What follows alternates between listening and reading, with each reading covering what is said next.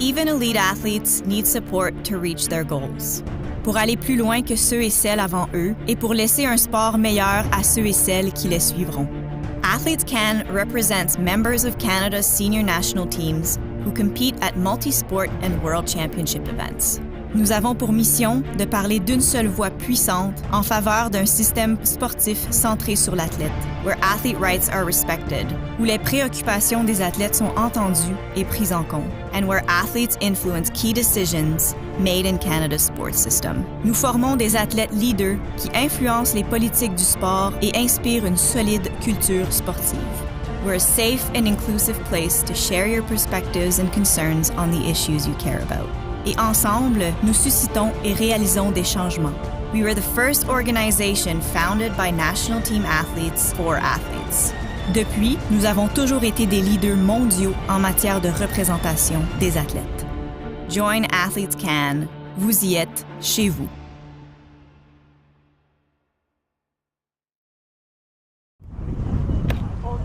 Hello everyone, welcome to the second set of trials in Montreal. I'm Laurence Vincent-Lapointe and today I'll be your host. So these set of trials are compared to the first set of trials, including a lot more athletes. Now we have athletes all the way from U18, all the way to seniors. And there were a lot of entries this morning in the heats, and today we'll have some very interesting finals in the afternoon, and I'll be there to guide you through them. So thank you for being here, and welcome to these trials.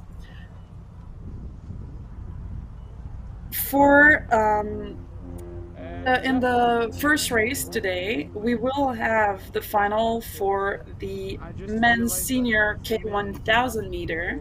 A lot of the races today are longer races because most of the 200 meter races and 500 will be tomorrow.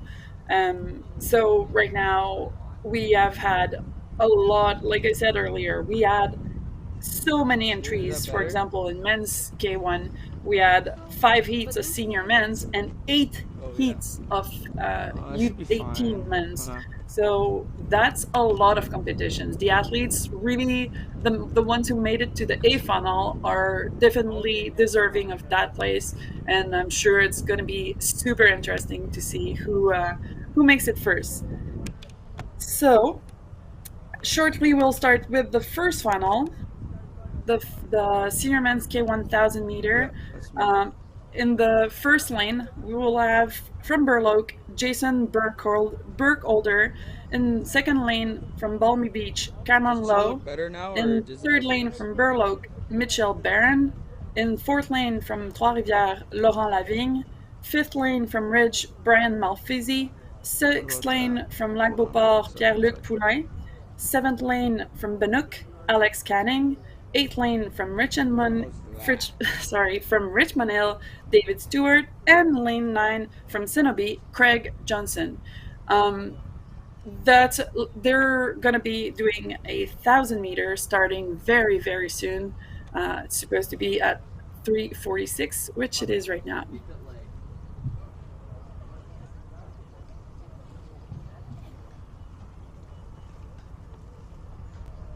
There might be a little delay because from what we can see, they're still not on the line. They're getting close. So they're probably, because you see the black line at the end of the course is a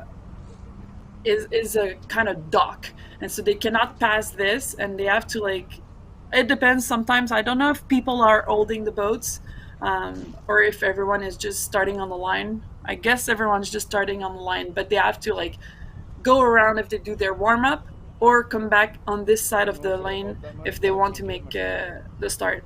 So can you see here? I believe our athletes, you can see some of them are coming back towards the line and doing their warm-ups, doing some accelerations and just making sure they're feeling good to start this final, because I haven't mentioned it, but these trials are for a lot of reasons.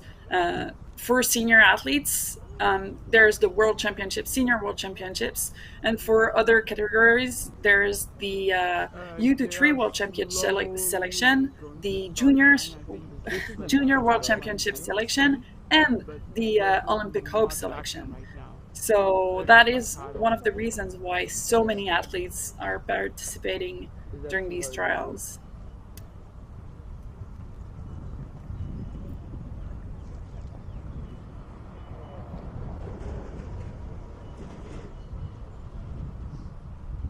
How does it look for them? What do you think? I think it looks good for us, but them, how does it look? No, for them it's fine. Don't worry. So you see the red boat But that's if it just doesn't work, leaving the just- screen right just say now take is us out, and then Brian you- Malfisi from Is Ridge that cool? in lane Thank you. 5 of the final, and seems like I said, they're making sure they're still ready to race. Um, In preparation for Men K1 1,000-meter finals. Sorry, yeah, I was listening. So yeah, they're calling the very soon the beginning of the race. So everyone's just making sure they're really warmed up. Because whenever you get on the water and your race is a little bit delayed, you need to make sure you're not leaving that your muscles cool down and everything. So I assume everyone here is ready for this race.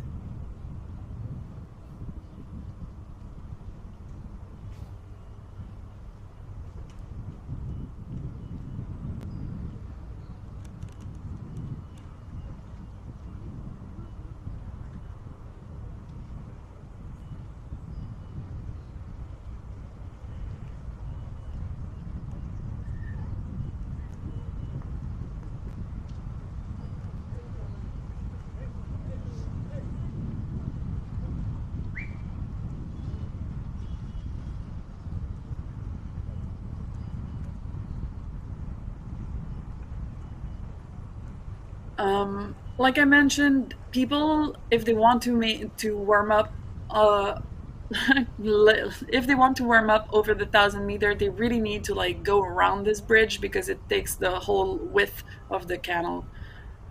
We'll have our sponsors shown on the screen right now. So these are the sponsors helping us making sure our trials are going well. So we have Government of Canada, the Canadian team, Canadian Olympic team, Canadian Paralympic team on the podium. We have the Canadian Sports Centre, the INS, Canadian Sports Institute, Apogee, Nello, Immediacy, and Zizu Optics, and Ramp. These are our sponsors, and these are people who are making sure we are able to race and have a great weekend here in Montreal.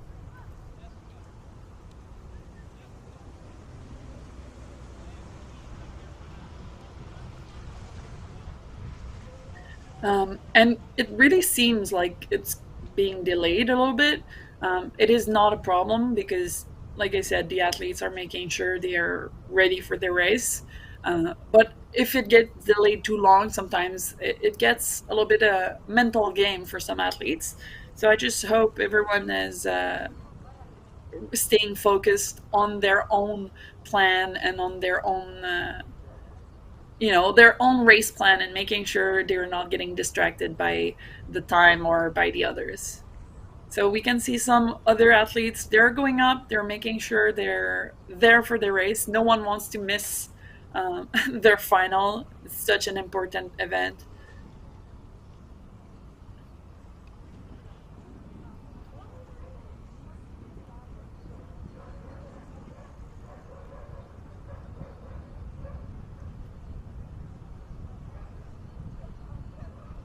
So it seems you can see some of the boats are in the middle of the course right now. These are probably the athletes racing the first race this afternoon. So they're just staying there because they have to be around. And yeah, like I said, doing a few pickups, doing a few warm ups, and they'll be ready.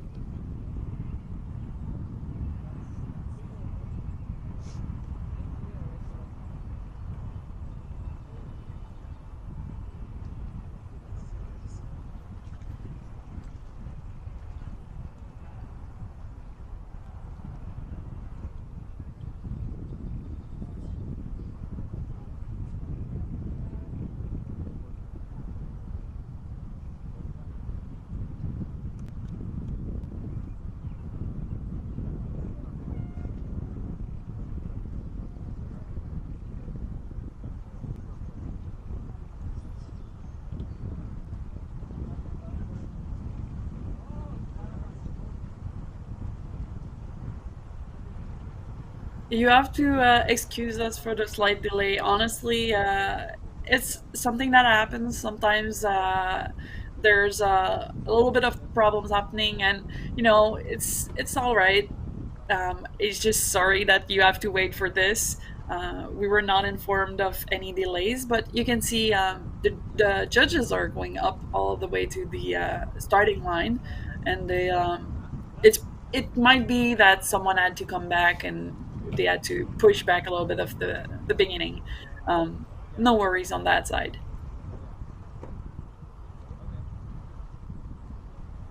I did. I saw it. Thank you. I haven't. I haven't. I'll get it in.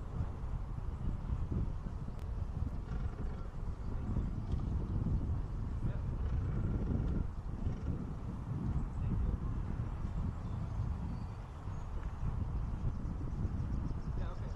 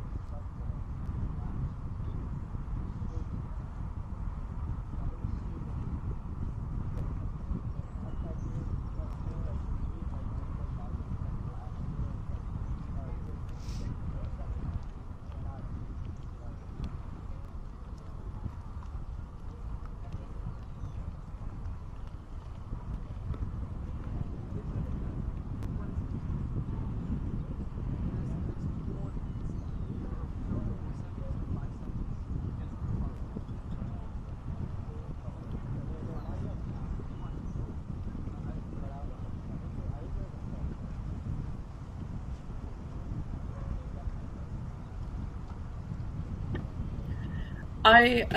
I want to mention this is a holiday right here in Quebec for now, during this weekend. So it means that I assume I haven't seen the stands or the side of the basin, but I assume lots of people are here during this weekend to watch and cheer for our athletes.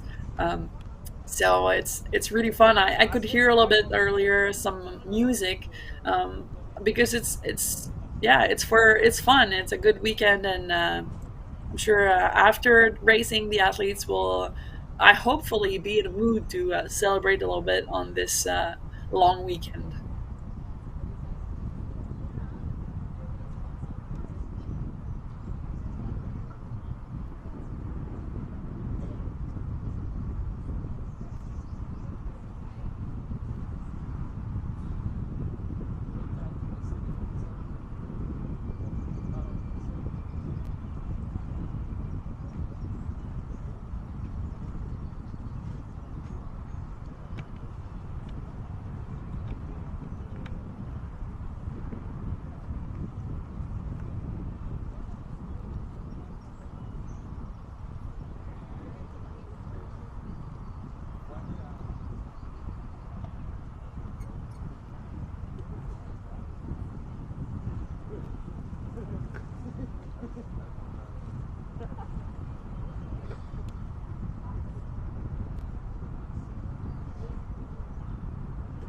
Petite annonce, la vraie finale D apparaîtra dans le programme comme la finale G.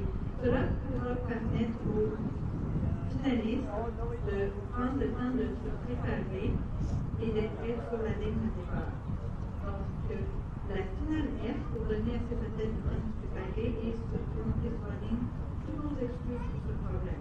The true D final will appear in the program as the G final and will be run after the F final to give these athletes time to get ready and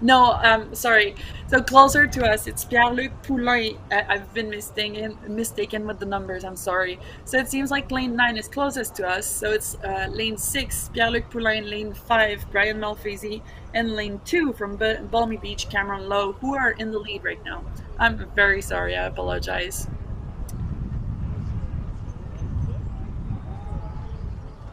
Perfect, let's try it out.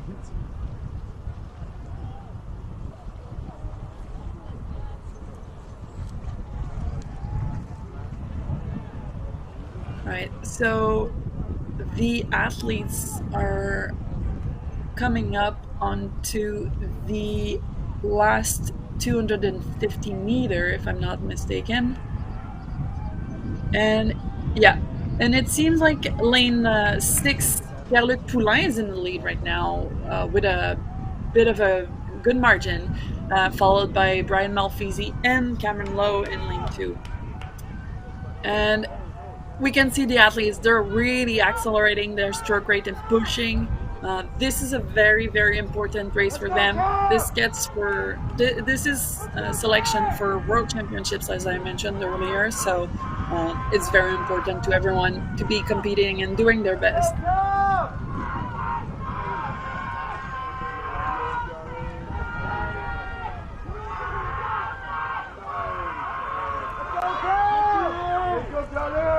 Lots of people cheering for our athletes.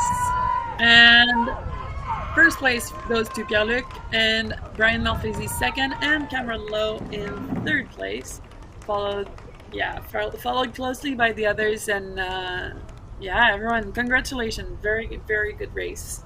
Just to make sure at the end, for your information, the camera for there's no one, so it's just a stable camera. So hard to say how closely behind every race will be, because right now the schedule got changed a little bit, but this race will be followed very shortly by our U18 Men's K1 1000 meter. Okay, so we can see the finish line again. So Pierre-Luc Poulain comes first, Brian Malfeasy second, and Cameron Lowe in lane 2 goes third. Congratulations to our athletes.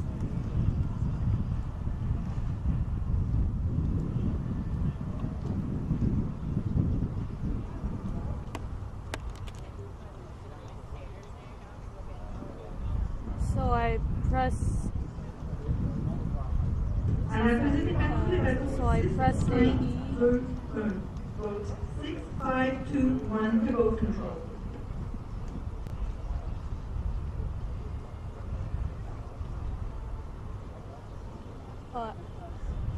I think I did it too much, right?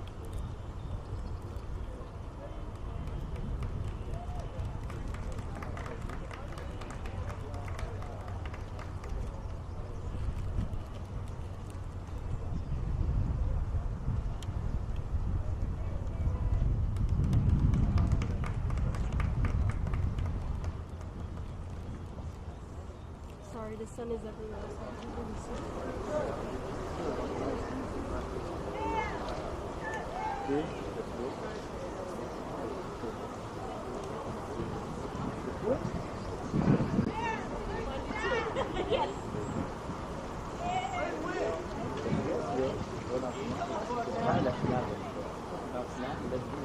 I just got it. So shortly we'll have our U18 Men's K1000 meter doing their race, their final. It seems like it's pretty hard from here to say, but they're definitely getting ready on their sideline, making sure everyone, no one's missing for this final. And like I mentioned earlier, these young men had to race. There were 8 heats this morning, so that's a lot of athletes. And these athletes had to really do their best to just to get to finals. So I really wish them the best, because it was a very, very tight race to get there.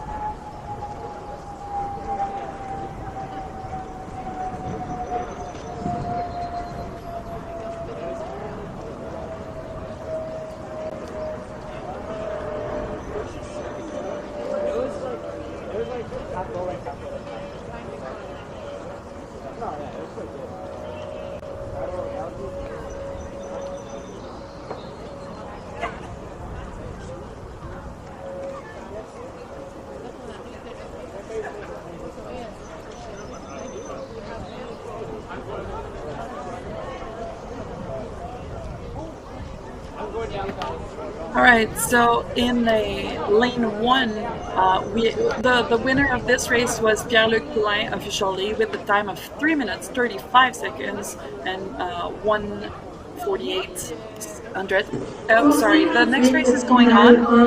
So in lane one from Palmy Beach we have Adam Johnson. In lane two from Keyword we have Carter Knoller. In lane three from Rideau we have Thomas Beauregard. In lane four from Montreal we have Quebec. In lane five from Saint-Denis we have Alex Delwood. In lane six from Vermont we have Carson Corey. In lane seven from Carleton Place we have Dylan Bradley Miller. In lane eight from Masco we have Braden Lawrence. And in lane nine from Lac-Beauport we have Raphael Coury. And the athletes are coming up onto the first 250. In the lead, we have lane 4, 5, and 6. So lane 4, Jeremy Lance, 5, Alex Delwood, and lane 6, Carson Corey. It's interesting because younger athletes sometimes have different, they have a little bit less of experience for the race plan. So it's going to be interesting to see who really keeps to their own and make sure they have the energy until the end. And who goes all out, and it's going to be interesting. Yeah, it's important that they respect their own mind and body. So, from what we can see, lane 4 is still in the lead, but it's really difficult with the angles. Sometimes it changes a lot. Followed closely by lane 5, so Jeremy Lance and Alex Elwood. Oh, and also lane 6 also, Carson Corey. And it seems like Carson is really, really pushing. They don't really want to they don't want to leave Jeremy go behind, in front by himself, because it's kind of hard to come back from too far. So you don't want to leave the first person by themselves in front. You want to keep up with them, but at the same time, you don't want to die if you push too much too early. So it's quite difficult. And so right now the athletes are coming on to the last, I'd say 300 or so meters. They're almost at the 250 line. And this is a very, very, very challenging part of the race. It's very mental. Everything hurts. It's very painful. But they're pushing everything they've got left.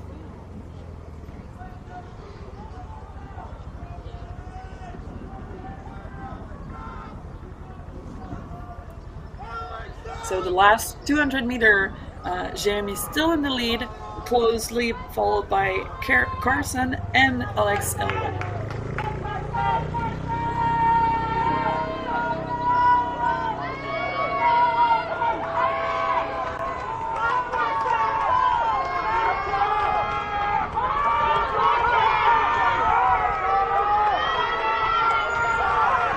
Last 100 meter, it's gonna be who can push the fastest and the strongest until the end.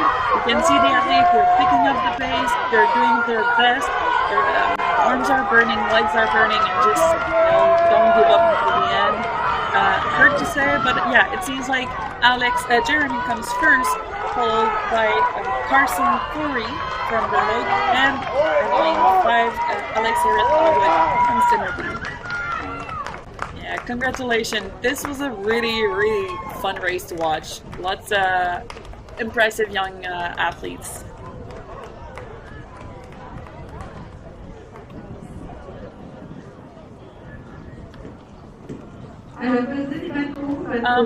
And so before we get on to the next race, I have the official results. I know we showed them a little bit earlier, but for the previous race, so Men Senior K1 1000 meter, first to finish was Pierre-Luc Poulain from Lac-Beauport with 3:35.148. Second place goes to Brian Malfizzi from Ridge with a 3:36.328. And in third place from Balmy Beach, we had Cameron Lowe with a 3:36.875. So pretty close finish between Brian and Cameron, but a very good race altogether.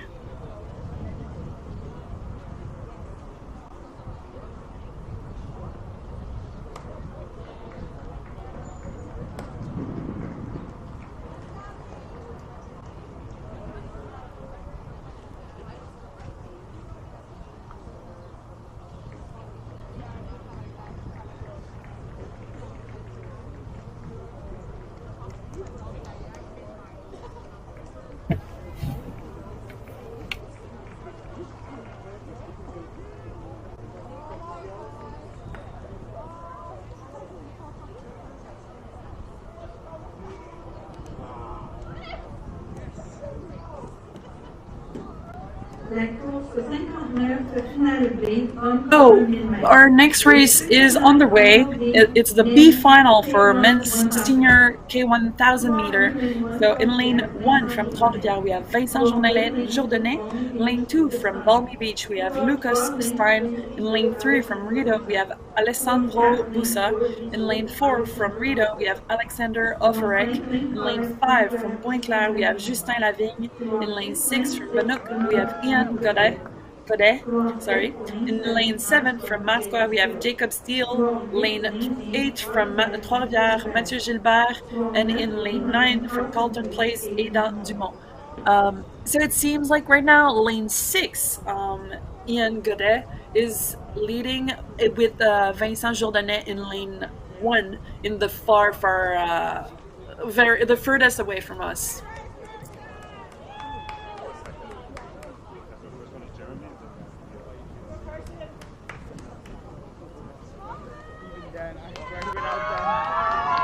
So this, I'll be honest, this angle doesn't tell us much, but it's interesting to see the athletes choosing their own pace and just making sure they are efficient in the water. This is one of the most important things right now.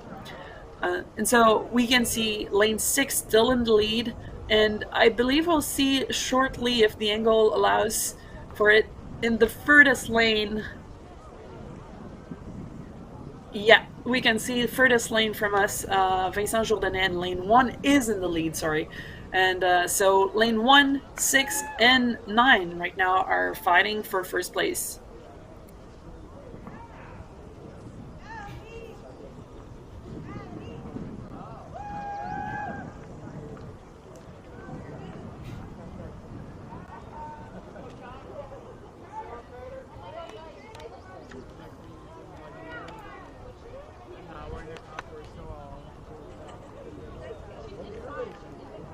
Like an hour. I know, now they are. So athletes coming into the last 250 meter, and still we cannot see him because he's in the furthest left of our screen, but it seems like Vincent Jourdain is still in front of the pack. Yeah, kind of. It's really hard to say because of the angle. And the athlete in lane 7, Jacob Steele, has done a comeback and fighting with Ian Godet for right now for the second place. But it's everyone's game. anyone can, if they have the energy and they can push until the end, we can see some interesting close finish.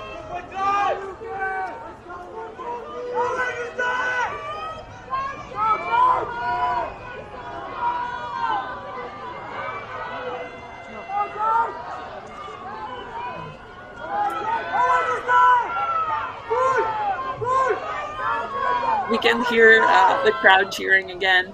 Oh wow, we got such a strong finish from Ian Godet, followed by Vincent Jourdain and Jacob Steele in respectively first, second, and third place.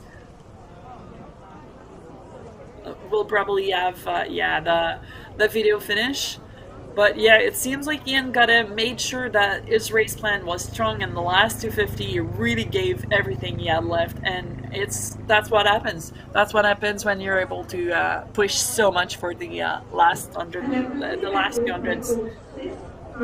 Congratulations to our athletes. The results for the previous race, so men's U18 Men's K1 1000 meter came in, and so in first place from Trois-Rivières we have Jérémy Lance with a 3:43.9. In Burloak, second place, Carlson Corey, 3:45.1, and third place goes to Cenobi's Alex Eric Elwood with a 3:49.2. And next race is the C final for men's senior 1000 meter K1. Lane 1 from Cenobi, we have James Eric Elwood. Lane 2 from Trois-Rivières, Nathan Koné. Lane 3 from Richmond Hill, Alexander Ivanov, and the start has been given. I'll just finish saying names. Lane 4 from Bunnock, we have Jack Hall. In lane 5 from Burloak, we have Cormac Adams. In lane 6 from Bunnock, we have Cole Parsons. Lane 7 from Sherbrooke, we have Jacob Cheney. In lane 8 from Lac-Beauport, we have Jérôme Desrosiers MacArthur. And in lane 9 from Lac-Beauport, we have Jérémy Gagnon. Couloir 6, lane 6, Benoît Cole Parsons. Couloir 7, lane 7, Sherbrooke, Jacob Shane. Couloir 8, lane 8, Lac-Beauport, Jérôme Desrosiers MacArthur. Lane 9, couloir 9, Lac-Beauport, Jérémy Gagnon. So in the lead right now, seems like we have lane 8, we have lane 2 and lane 6, I believe. So lane 8, Jérôme Desrosiers MacArthur, lane 2, Nathan Koné, and lane 6, Cole Parsons.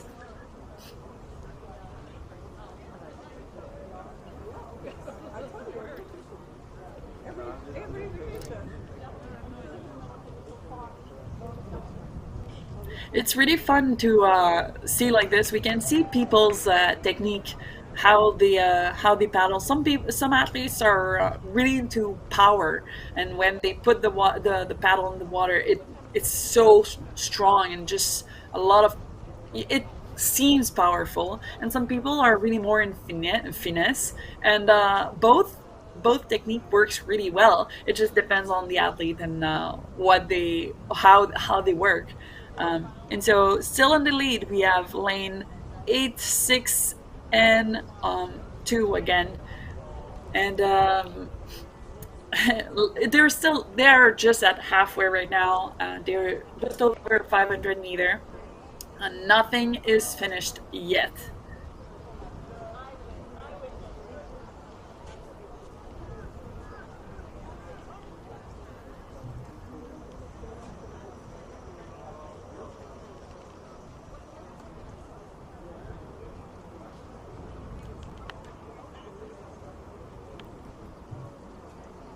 We can see, yeah, coming up onto the last 250 meter of the race, athletes are starting to pick up the pace a little bit, some of them, and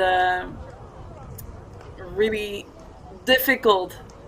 But with my experience, I can tell you the last part of the race, the most mental part, the most physically demanding part, because you're just tired and you have to push everything you've got left. And it looks like it's really working well for Benoit's Cole Parsons right now in lane 6. And wow, we have lane 5, Cormac Adams from Burloak, who's done a really good comeback in the last 250.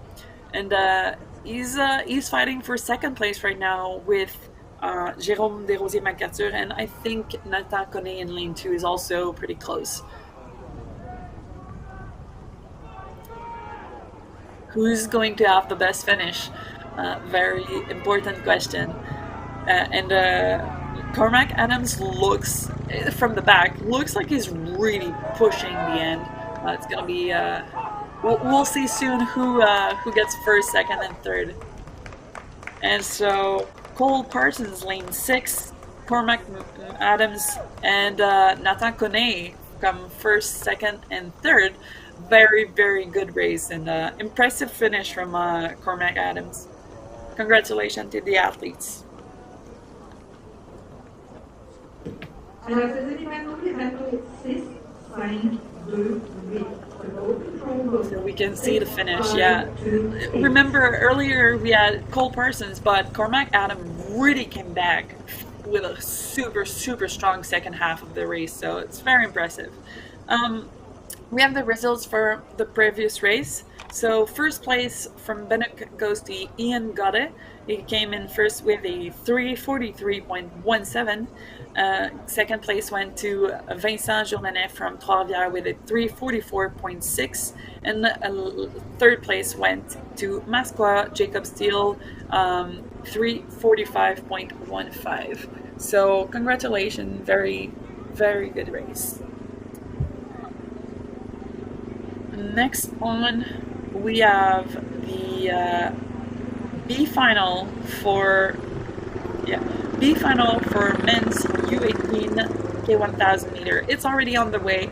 We have from lane 1 Toba, Luke Enns, lane 2 Falls Creek, Nicola Carigi, lanes 3 from Chima, Ben Jones, sorry.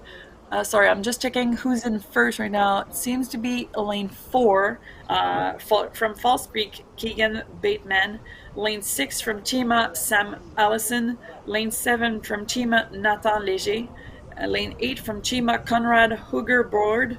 And lane 9 from Rideau, Patrick Arrington.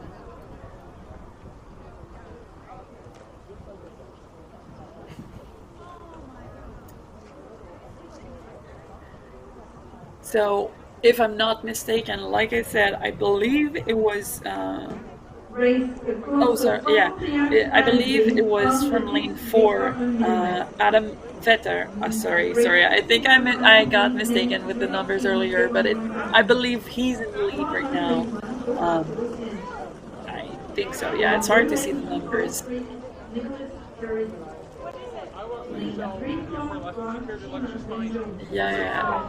So lane 4, 5. That's a really strong. There's 5 athletes really fighting for top 3 right now.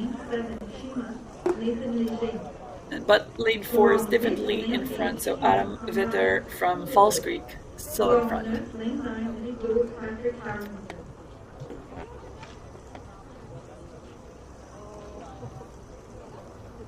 And they are coming onto their last 300 meter or so right as we speak. And we'll see who makes it first in the last part of the race. So lane 4 still seemingly in front. Lane 1 pretty close, lane 5 pretty close, and we need to see. We can't see right now who's in the lane 5 and up.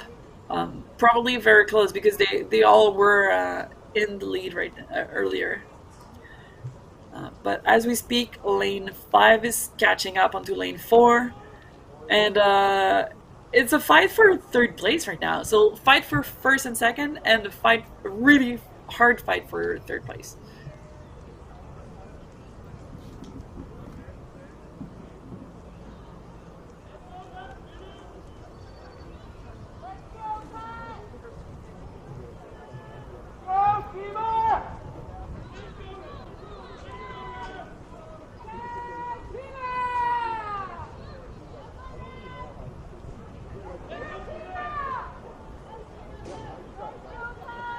Last 15 meters.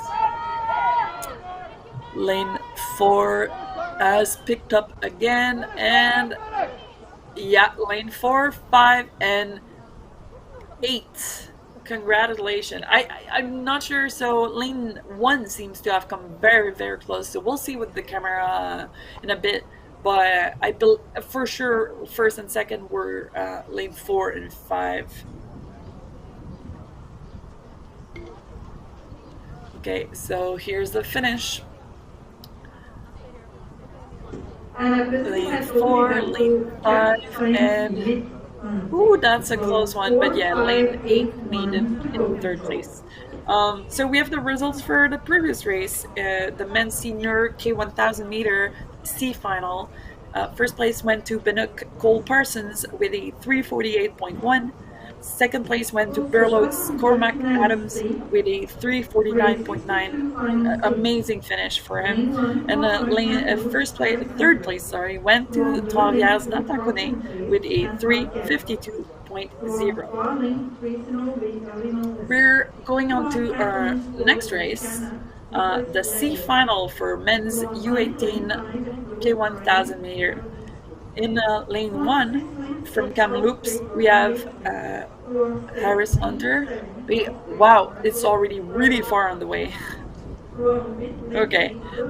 From Colton Place in 2nd place, we have Sam Paquet. In Cinnabe's 3rd lane, Ellie Nolan. 4th lane, Wascana, Nicola Lahaye. 5th lane, Rideau, Ryan Narodisky. 6th lane Falls Creek Rowan Davison, 7th lane Falls Creek Marco Radovic, 8th lane Burloak Devon Kinnaird, and lane 9 Micmac Nicolas Lapierre. Sorry, it seems sometimes we have trouble. The races are really being pushed right now, and I believe it's because we were delayed a little bit, and they're trying to make up for the delay. So they're really getting the races on back to back.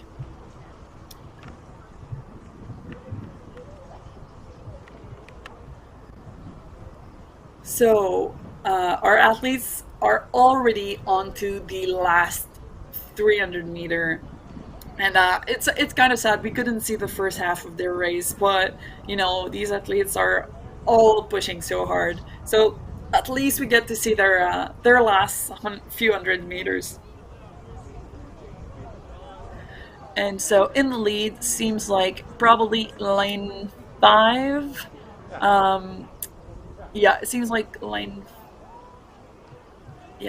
5 and 8 are fighting, and maybe lane 1 and 4 are fighting for 3rd place. Yeah.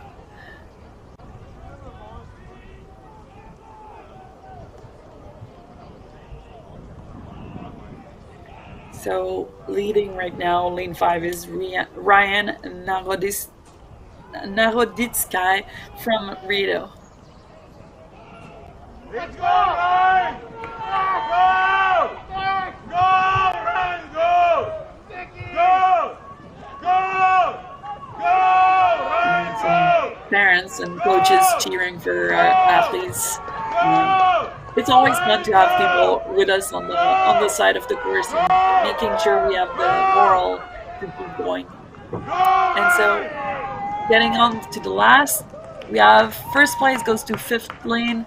And okay, so 4th lane goes 2nd, and we probably need the Camara finish for our 3rd place because it goes between lane 3 and 8, very, very close. Hard to say who got it. So lane 5, Ryan Naroditsky, lane 4, Nicolas Lahaye, and really hard to say who got 3rd place. With the results from the last race, we had first, so for the B final men's K1000 meter U18, in first we had from Falls Creek Adam Vetter with a 3:57.5. Second place from Falls Creek Keegan Bateman with a 3:58.3, and from Chima in 3rd place we had Conrad Hugerboard with a 3:59.3. Next race is going on, already started, in lane 1. So this is the D final for men's K1000 meter U18. In lane 1 from Rideau, we have Benjamin Elder. In lane 2 from Pointe-Claire, we have Marc Mancini. In lane 3 from Sinobi, we have Benjamin Carew. In lane 4 from Sinobi, we have David Leblanc. In lane 5 from Rideau, we have Henrik Nuspiel. In lane 6 from Balmy Beach, we have Jack McHale. In lane 7 from Moscow, we have William Jennings. William Jennings. Lane 8 from Saskatoon, we have Ashton Rochefort. And lane 9 from Shawinigan, we have Jacob Asselin. I saw them in passing. Sorry, I was calling the names. Really difficult to watch everything at the same time. But I believe right now in the lead, we might have lane 2. Still, the angles are not always perfect, but I think we have lane 2 in the lead, and probably lane 5 as well.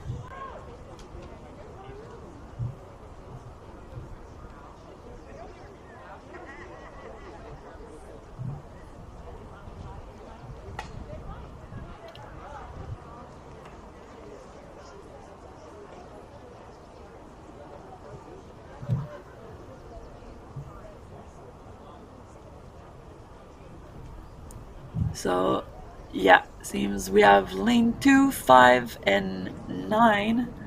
And also, lane 3 is very, very close. And they just passed the 500 meter line.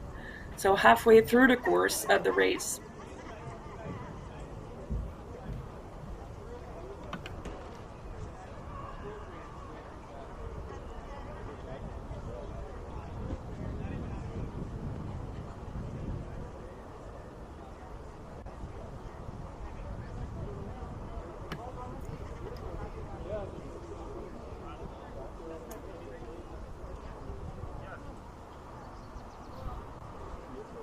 last 250 meter for our athletes.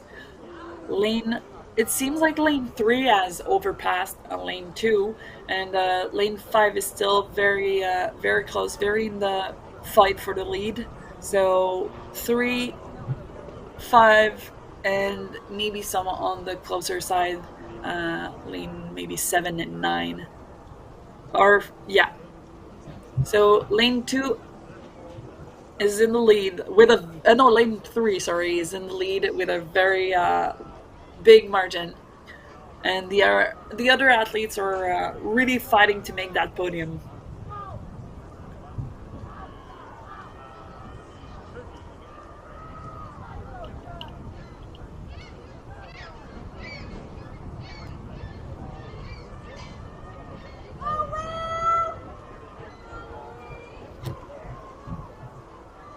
Let's go, man! Let's go, Henry!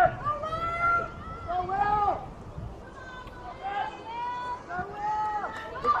Soon we'll see the finish line is going to be shown to us, and yeah, lane 3 did such a second half of the race, amazing. Lane 5 and then 4 and 7, I think. Yeah, really strong push from lane 3. He came first, and that's so amazing. So yeah, lane 3, 5, and then I believe 4 got third place. Yeah. And so we have the results from the C final, men's K1000 meter U18. In the first place, we had from Rideau, Ryan Naroditsky with a 3:58.9. In second place, we had from West Canada, Nicolas Lahaye with a 4 minute 0.1. And in third place, we had from Cenobi, Eli Nolan with a 4:01.1. Very good race. On to our next race, the E final for men's 1000 meter U18. They're getting ready on the line. So in lane 1 from Montreal, we have Jérémy Pelletier. In lane 2 from Carleton Place, we have Evry Duval. In lane 3 from Greater Edmonton, we have Jérémy Poulain. In lane 4 from Sherbrooke, we have Thomas Sinat.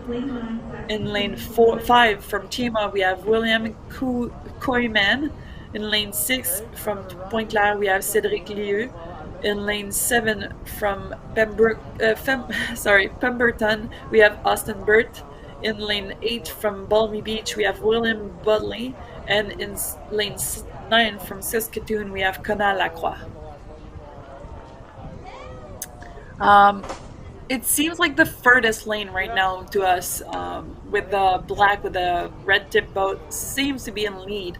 It's either, I think it might be lane 1, difficult to say, but a very strong start of the race.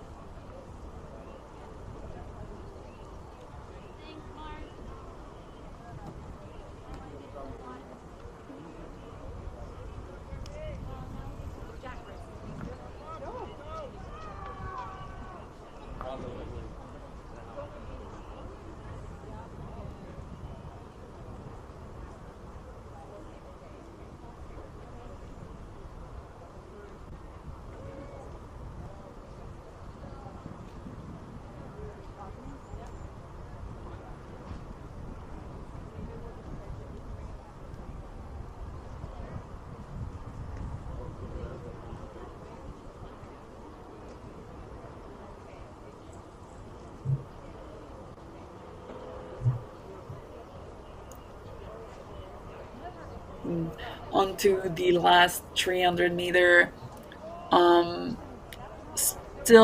still in the lead. Lane 1, we can barely see him on the left side, Jérémy Pelletier, and probably lane 6 still with the blue boat in the middle. Fighting. These two athletes might get caught up. Lane 5 seems to be pushing really hard to get onto that podium with them. So it's a really strong finish we need to see from these athletes. So yeah, lane 1 in the lead, lane 6 very close behind, lane 5 very, very close also. And this is the last 100-meter or so for these athletes. If they have any energy left, they need to give it right now. Come on, Tom! Let's go, Tom! Come on, Tom! Let's go, Tom! Parents Come are on, cheering. Tom! Up! And Let's go, Tom! we'll see the finish line very soon. I believe, yeah, lane 1, Jérémy Pelletier, followed by lane 5 and 4. Seems like lane 5 and 4 really did a really, really strong finish to get onto that podium. And lane 6, that was a good race, yeah. But lane 4 and 5 really gave it a lot of energy. Congratulations to Jérémy Pelletier getting first place, and followed closely by lane 5 and 4, William Koyman and Thomas Sinot. So next race is on the way. It's the F final men's K1000 meter U18. We have in lane 1 from Cascade, Leo Carmichael. In lane 2 from Lac Beauport, Louis Enzo Roy. In lane 3 from Lachine, we have Frédéric Bray. In lane 4 from Pointe-Claire, we have Alexander Brookbeck. In lane 5 from Rideau, we have Victor Savulescu. In lane 6 from Saskatoon, we have Lacaille Madsen. In lane 7, we have from Cascade, Win Murray. In lane 8, Chima, Andrew Hall. And lane 9 from Balby Beach, Kai Uluk.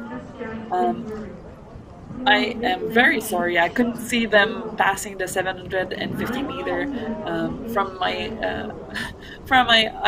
angle right now. I am unsure of who's in the first in the lead, but there seems to be a fight going on for first, second, and third place.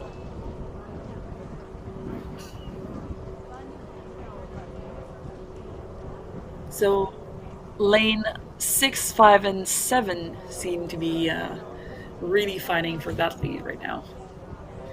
Lane 6 being Lacaille Madsen, lane 5 being Victor Savulescu, and lane 7 being Win Murray.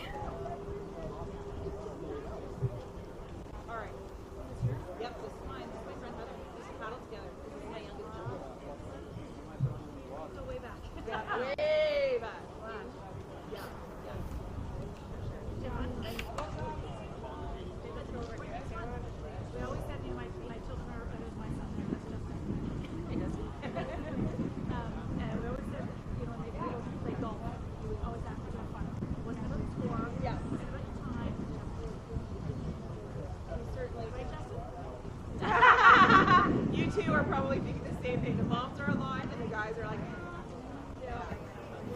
Seems like lane 5 picked up a little bit the pace and got in the lead for this last 200 meter, and followed by lane 6 and 7. This was a good move to do in the second half of the race, because when the second half of the race hits, it's very important to make sure that you want to distinguish yourself. And if you can pick up and get in the front, sometimes the other athletes, if they were in front before, they can kind of not break, but it's hard for them to pick up someone who's suddenly really in front. So for the others, it's about keeping up with the first person in the lead. But for the first person in the lead, it's to make sure they go even further in the front. And so coming on to the last with the finish line, Lane, wow, such a strong finish. Lane 6, 5, and 7 come respectively 1 second and third.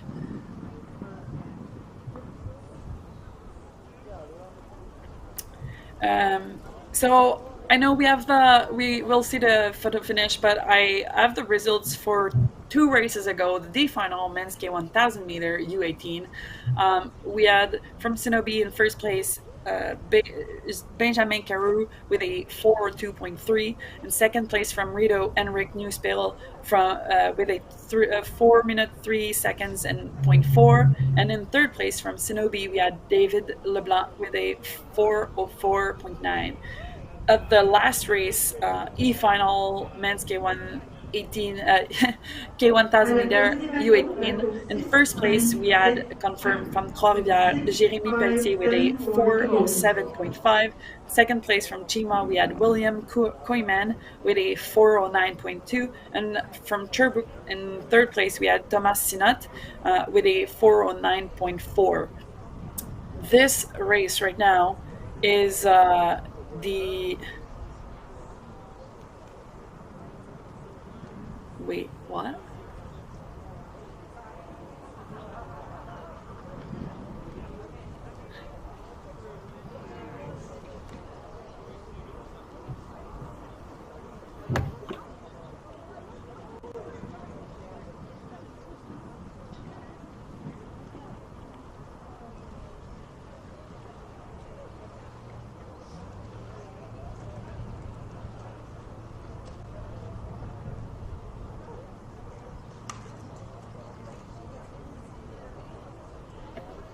I am very sorry. I don't have the information for this race right now. I cannot.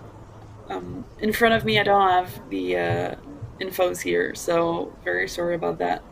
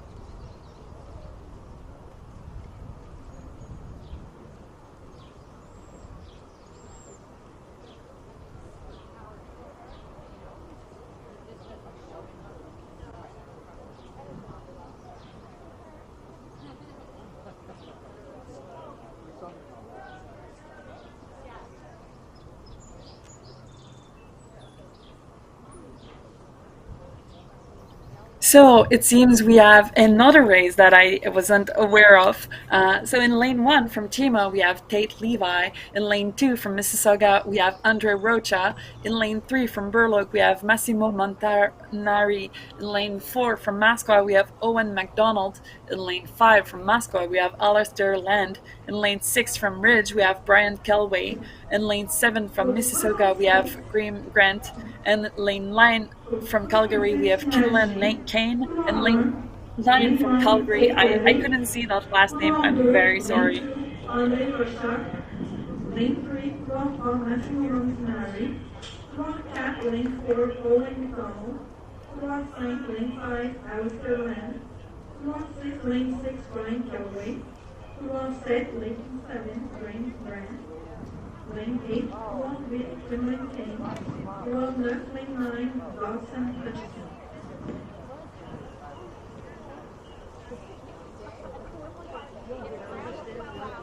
So in the first 250, it seems like lane 7, lane 9, and lane 4 are in the lead. I apologize for not knowing this race because, as probably a lot of you are also using, I am right now on the CKC national team app for the competitions, and I believe it might not be fully up to date because I really don't have this race in front of me and I have no idea what's going on. But I mean, these guys they also deserve to race, and it's very important that they do it. And I'll be happy to comment, even though I cannot tell you who's in which lane. Very sorry about that.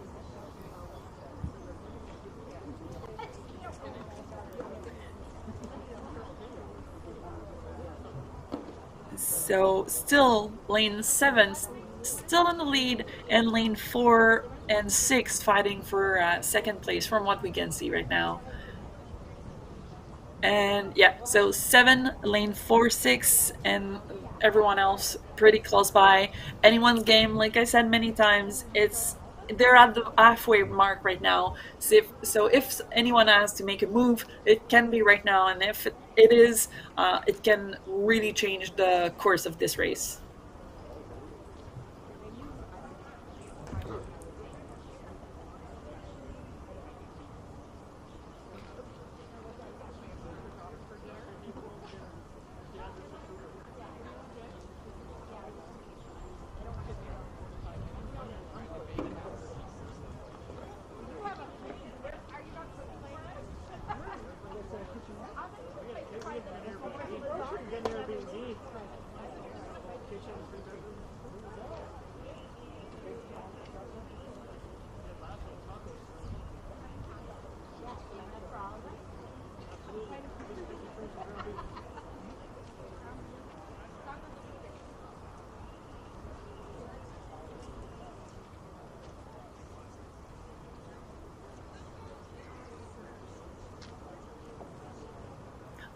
All right, so on the last 200 meter, we have still lane 7 and 4 fighting for lead, and followed very closely by the rest of the athletes.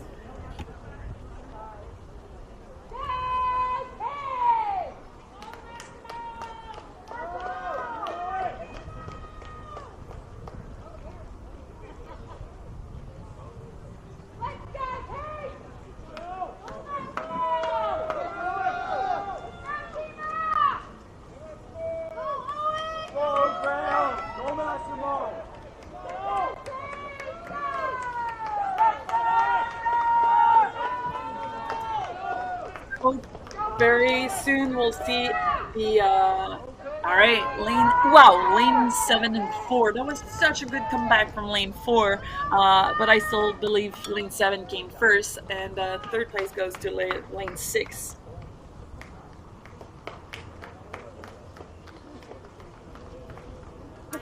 All right, I got the names. Sorry, my app was not updating. It seems like I got the names right now. So lane 7 and 4, really hard to say who got first. These were Graham Grant from Mississauga and Owen McDonald, and followed very closely by Brian Kilwee from Ridge.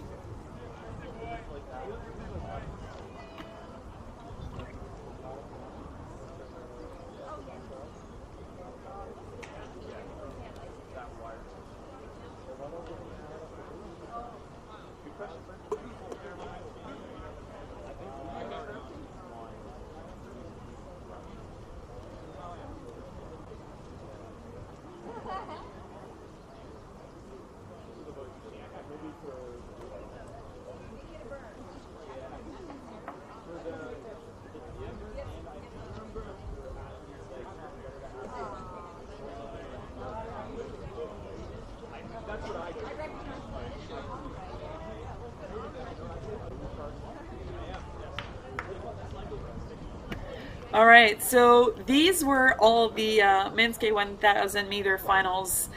Very sorry about that. Here we have the first senior men's C1000 meter final. So in lane 1 from Lac Beauport, we have Edgar Daisy. In lane 2 from Pointe-Claire, we have Foster Salpeter.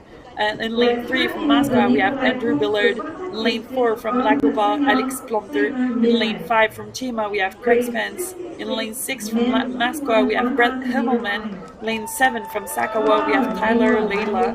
In lane 8 from Rideau, Matthew O'Neill. In lane 9 from Rideau, we have Idris Hunter.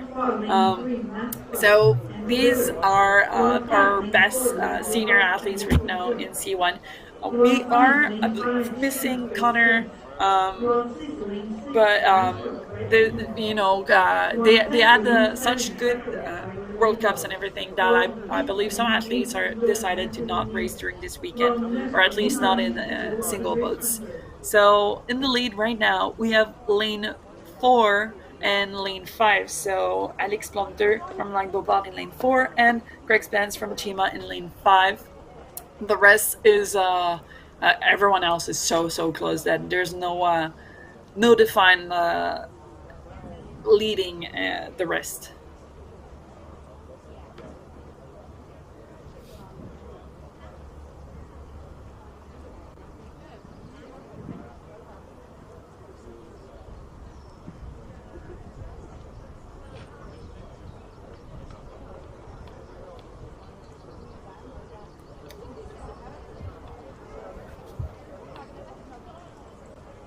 So still in the lead, we have Alex Plumter in lane 4, followed closely by Craig Spence in lane 5. And they are on to our last 500 meters. So they're halfway.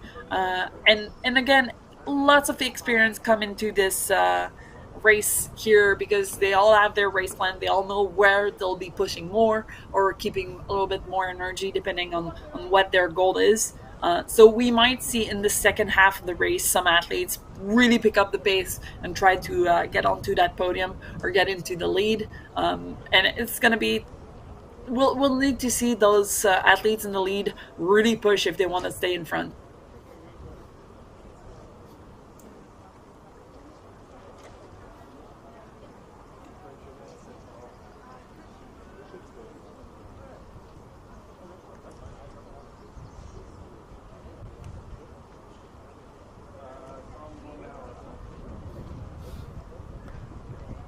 And like as usual, they're coming into their last part of the race, and we can see some athletes picking up the pace. We can see, like, for example, Craig Spence in lane 5 and Alex Plumter and lane 3, also Andrew Billard. They all seem to be really picking up the pace. They want to make up. They want to get on to that first step of the podium. Craig Spence right now really pushing the pace, really putting in the power on every stroke, wanting to get that first place. Alex Plumter trying to make sure he stays in the front, in the lead. Really strong finish from all these athletes. Very, very interesting to see.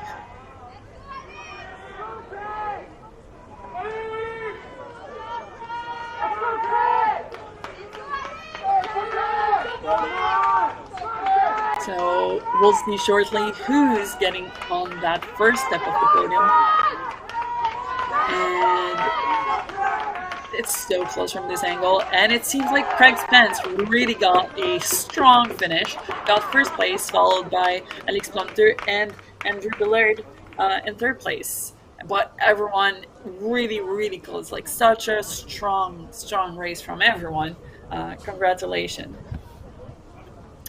As we watch this last finish, I have some results for the F final men's K1 1000 meter U18. In first place, we had from Saskatoon Lakai Madsen with a 4:07.8. From Rideau in second place, we had Victor Savulescu with a 4:08.2. In third place from Cascade, we had Wim Murray with a 4:10.7. So that was the F final. The G final, we also have the results. I'll call them quickly. In first place, we had from Mississauga Green Grant with a 4:02.6, very strong race. In second place from Masqua, we had Owen McDonald with a 4:02.7. And Ridge, third place, we had Brian Kellaway with a 4:04.3. Congratulations, very, very interesting race. So these were the men's senior we just saw, and now we have the A final for the U18 Men C1 1000 meter. So in lane 1 from Pointe-Claire, we have Elliot Arnautovic. In lane 2 from Pointe-Claire, we have Émile Bouvier. In lane 3 from Mississauga, we have Nicolas Shirokov. In lane 4 from Lac Beauport, we have Victor Hardy. In lane 5 from Rideau, we have Peter Bradley. In lane 5 from South Niagara, we have Austin Pigeon. In lane 7 from Mississauga, we have Zachary Kralik. In lane 8 from Micmac, we have Eric Chouinard. And in lane 9 from Calgary, we have Nikita Shudin. So these are our young athletes, our under 18 Men C1, fighting for maybe a spot for one of the either junior world championships or even U23 or even maybe Olympic hosts. Who knows? So they're really wanting to get on those international races and doing their best today to compete and get in first. Race 67. Very strong start from those athletes. Very young athletes, but they are paddling well. It's impressive, and I love seeing their techniques looking very good. And so in the lead from Lac Beauport, it seems like we have Victor Hardy in lane 4 with the black boat, followed very closely by lane 5 and 6, I believe. Yeah, 5 and 6. So Peter Bradley in lane 5 and Austin Pigeon in lane 6.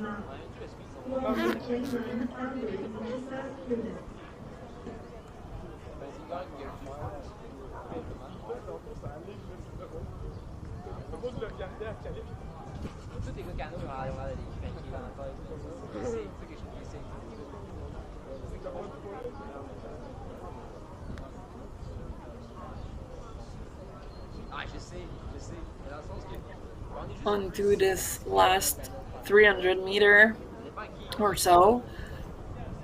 Wait, no, I'm sorry.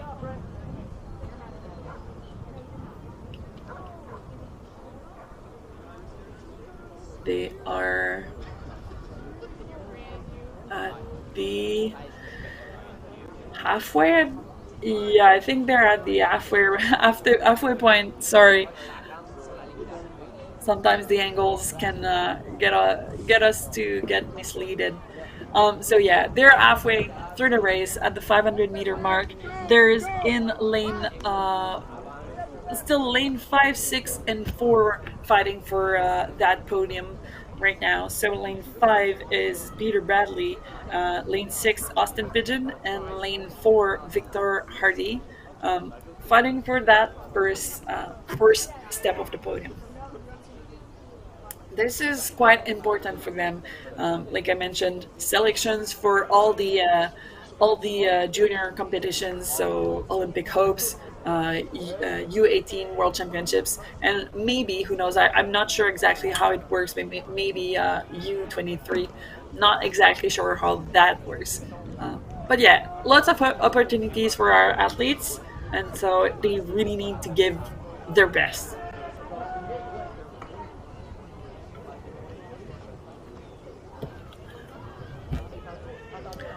Lane 5 solidly in the lead right now, unless someone really makes a move right now. I think at the end in Asley, I mean, unless someone makes a move or athlete in lane 5, Peter Bradley gets too tired, but I don't think it's happening right now. He looks so strong. And lane 6 and 4 are currently fighting for that second place, and also they don't want to get too far behind because they don't want to be washed out. It's really important. It's mentally and physically harder if you leave the person in front go. If you let them go, it's hard to keep up. So they really need to keep pushing, and it's a very strong finish. I gotta say, from Peter Bradley, such a strong race from start to finish. I mean, he didn't go too crazy in the first part, and then he went all out and really got a solid race. And yeah, definitely lane 5, Peter Bradley, awesome race, followed by lane 4, Victor Hardy, and lane 6, Austin Pigeon. Very impressive race. Oh, he's in the water. Such a difficult race, 1,000 meters, so demanding that at this point, he seems very happy. yeah, at this point, the energy and concentration is just, yeah, you just fall in the water and that's fine. So we have the results for the previous race, senior men C1,000 meter. So in first place, we had from Chima, Craig Spence, and here we can see the finish, sorry. So yeah, again, from Chima in first place, we had Craig Spence with a 357.3. In second place, from Lac Beauport, we had Alex Plumter with a 358.6. And in third place, from Masqua, we had Andrew Billard with a 4.0.4. And very, very impressive race. We remember Craig Spence did such a good finish to come back. Very impressive. And so on to our next race, the B final for men senior C1000. In lane 1 from Trois-Rivières, we had Frédéric Allais. In lane 2 from Richmond Hill, we have Adam Nagy. In lane 3 from Rideau, we have Kieran Graham. In lane 4 from Cenobi, we have Nick Baird. In lane 5 from Mississauga, we have Dylan Schroeder. In lane 6 from Mississauga, we have Lucas Stringer. In lane 7 from Toba, we have Florian Askerker. And in lane 8 from Carrington Place, Max Hong. And right now, it seems like lane 1, 4, 5, and 6 are very close for fighting for that lead right now. Lane 5, Mississauga, Dylan Schroeder. Roll 6, lane 6, Mississauga, Lucas Stringer. Roll 7, lane 7, Toba, Florian Askerker. Roll 8, lane 8, Carlton Place, Max Hogg.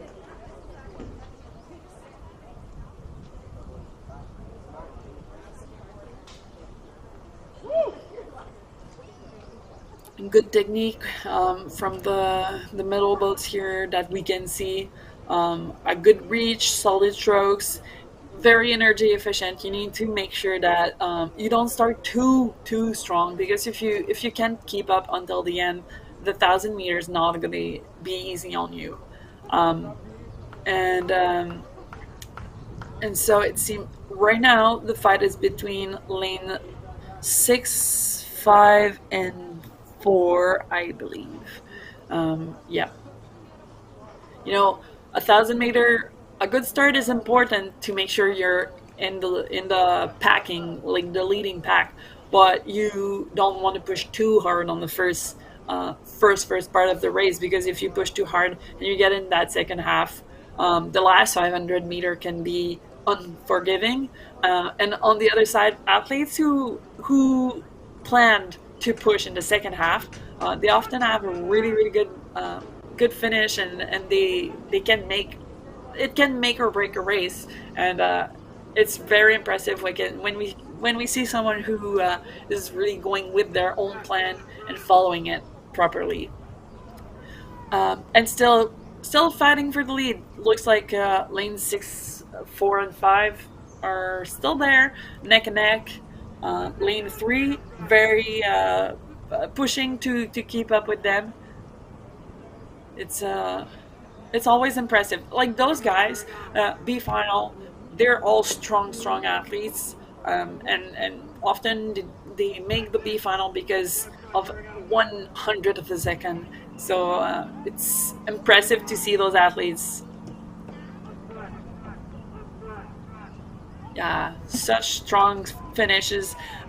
Lane 6 and 4, I can see the pickup, the strength, the power, and every stroke they're giving. They're really fighting for that first place, and it's so impressive. It's so good to see, like so beautiful to see.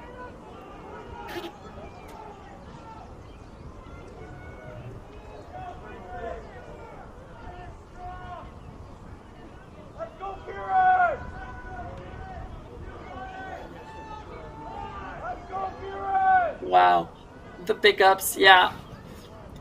That's yeah. Oh wow, that's such a close finish for everyone here. I believe it's really hard to say, but I believe lane 4, 6, and 3 came in respectively first, second, and third. But I bet we're gonna need some photo finish for these. And so I have the results for the U18 men's 1,000 meter A final. Well, okay, before the results, all we can see, we can watch again and try to see. Seems like lane 4 came in first, lane 6, and then lane 3 really did a shoot at the right time. If I'm not mistaken, that's the results, and it's gonna be interesting. All right, so no times for results. We have right now the B final for men's U18 C1 1,000 meter going on. In lane 1 from Richmond Hill, we have Conrad Moraski. Oh, right. Yeah. Oh. Sorry, I'm just checking, making sure I have the right race. C1 1000 meters. Lane 1, Toronto, Richmond Hill, Conrad Moraski. Toronto 2, lane 2, Maxwell, Alexander McNeil. Toronto 3, lane 3, Mississauga, Matthew Sampson. Toronto 4, lane 4, Mississauga, Jack. Okay. Yeah, so in lane 1 from Richmond, we have Conrad Moraski.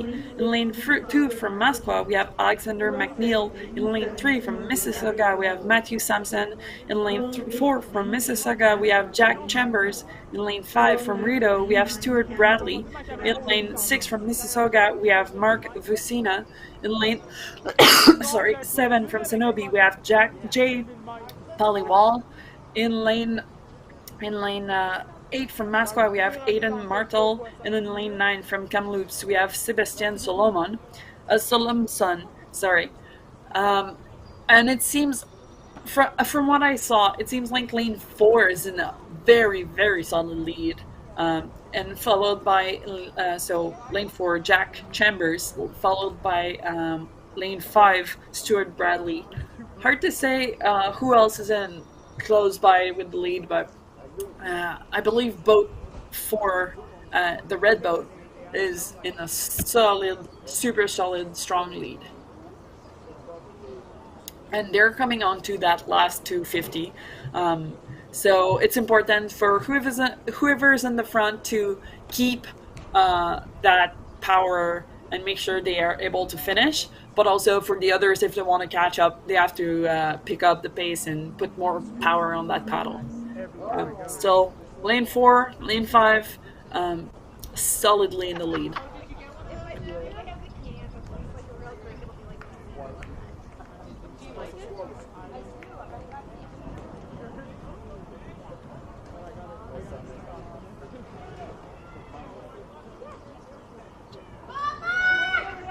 And very good technique.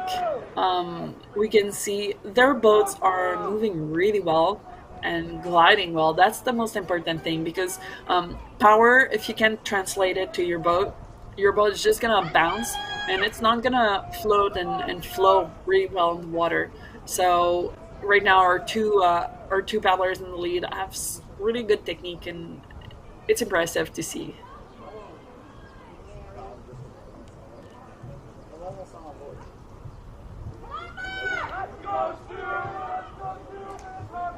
Coming on to that last part, we have, such a strong race.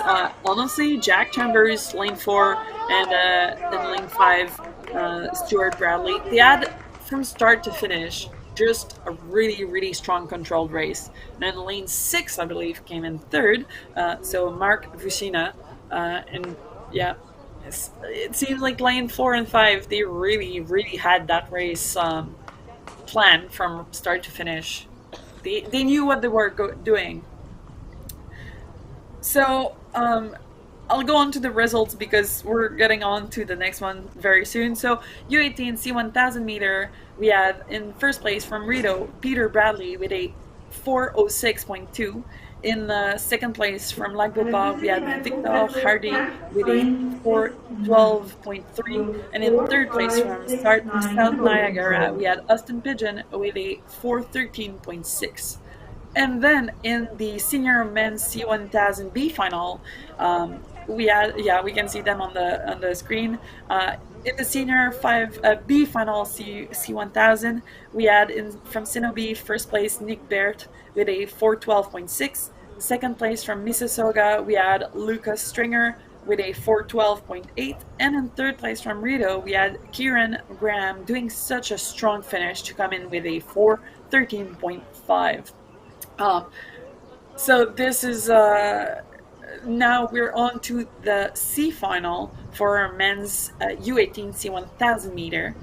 So in lane 1 from Bunnock, we have Brendan Canning. In lane 2 from Otterburn, we have Etienne Gamache. In lane 3 from Masqua, we have Seamus Cote-Mas. In lane 4 from Masqua, we have Alex Neves. In lane 5 from Mississauga, we have Grayson Schroeder. In lane 6 from Carleton Place, we have Aidan Haynes. In lane 7 from Cenobi, we have Duncan Giles. In lane 8 from Cenobi, we have Ethan Page. And in lane 9 from Sakawa, we have Matthew McDonald. And on to that last, this is the last event for men's C1 right now for today. So it's going to be interesting. Those young men are doing their last race of the day, and hopefully people cheer for them as they cheer for the senior athletes and the A finals.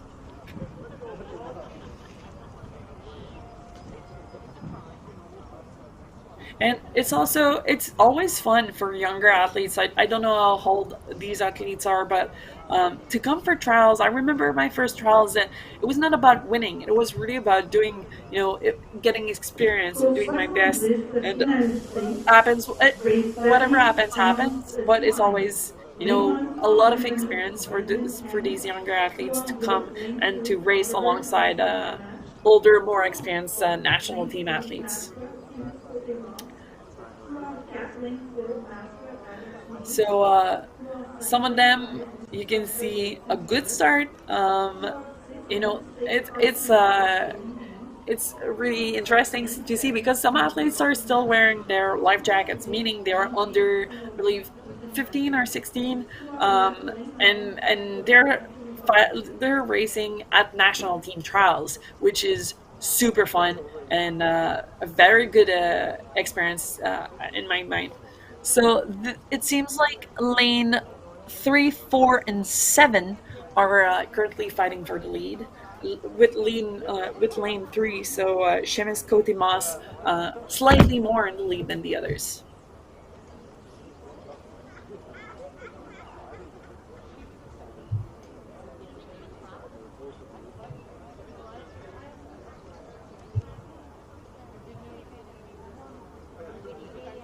And honestly, we're so lucky. The weather right now is amazing, looking beautiful. So these athletes, they're not fighting against insane conditions right now, and it's a perfect environment to have maybe their first trials. So I mean, it's very very it's such a fun event for them to be competing in. And still the same. So lane 3, 4, and 7 still fighting, with lane 8 being pretty close by. We're in the second half of the race right now, and I've said it before. Right now, if anyone wants to make a move, it is where it needs to happen if they want to get onto that podium and get on the first step of the podium.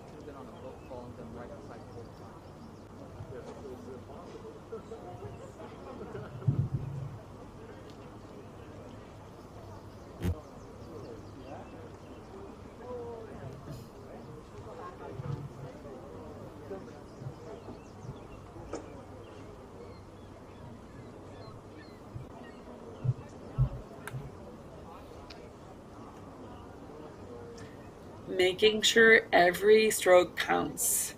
We can see some athletes, it's getting difficult. They are getting tired at the end of this race, but the best thing they can do right now is making sure every single stroke is efficient and not using too much energy, because you want to be energy efficient. So still fight with the same 3, lane 3, 4, and 7. So in lane 3, we have Mark Vucina. In lane 4, wait, I'm sorry, I have the wrong race. Okay, so in lane 3, we have Seamus Cotimos. In lane 4, we have Alex Neves. And in lane 7, we have Duncan Giles. And these athletes really, really trying. And this is the last part of their race. They're in the last 125 meters or so. And maybe, oh, we're seeing a few pickups.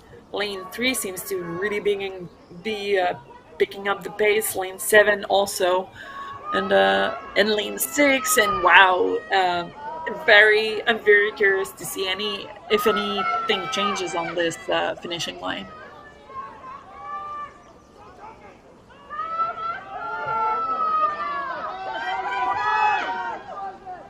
Wow, what a strong finish. So we have lane 3, 6, and 4 or 7, very difficult to see, but like lane 6 had such a crazy last two 1500 meter. And this athlete in lane 3 really had a strong race, so he can be proud of himself. And falling in the water is not a problem. When you're really tired, it's difficult.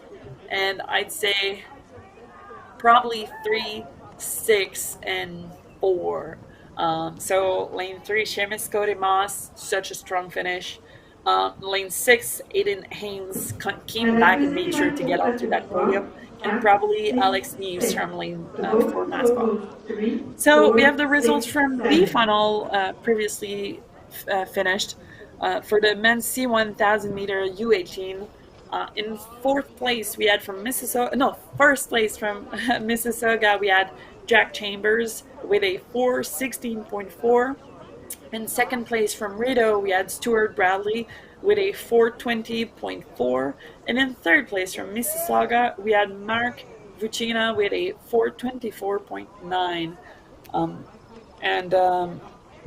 Now this is it for men's C1. Like I said, that was the last race for them. And so our next race is on right away. We have a little bit of a break. We have a little bit of a break with before we get onto the women's K1 500 meter. So unlike their male counterparts, their distance today is a 500 meter race. So it's a half of the same distance.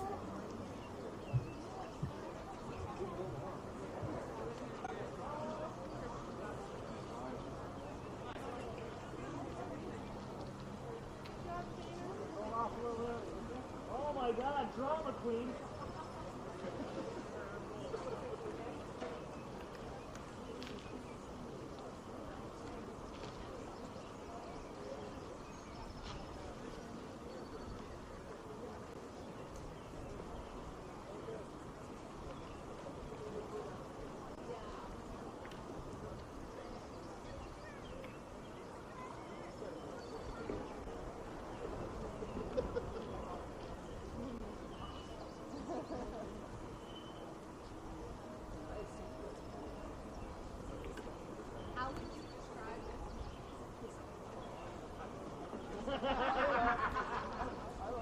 I'm not falling for this again.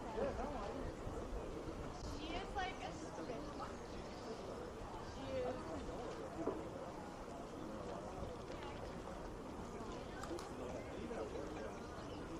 So we have the results for the last final of men's C1000 U18 for today. So in first place, we had from Masqua, Seamus Cotimos with a 4:32.0. From Carleton Place, with such a strong finish, we had Hayden Haynes in second place with a 4:32.15. And in third place from Masqua, Alex Neves got a 4:32.5. And if you look at these times, there are 4 athletes under 1 second. And this is really impressive for, like, this is the C final, and these athletes Usually there's a little bit more space between each athletes, but they had such a strong finish, very impressive to see, and it's very promising for the near future.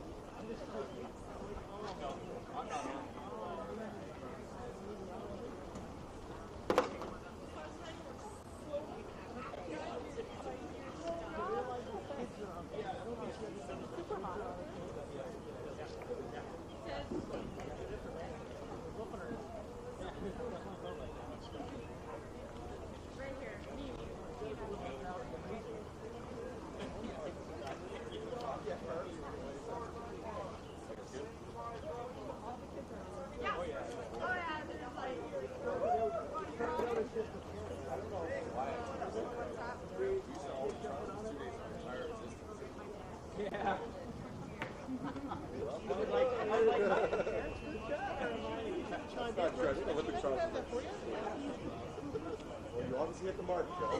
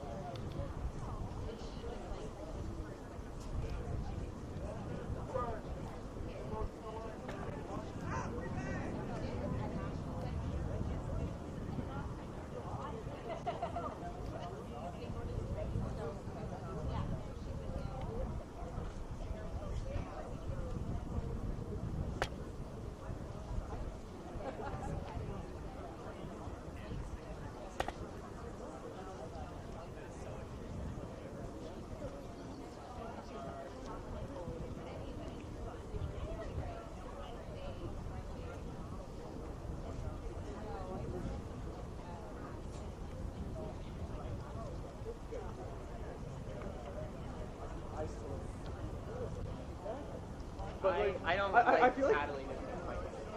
I feel like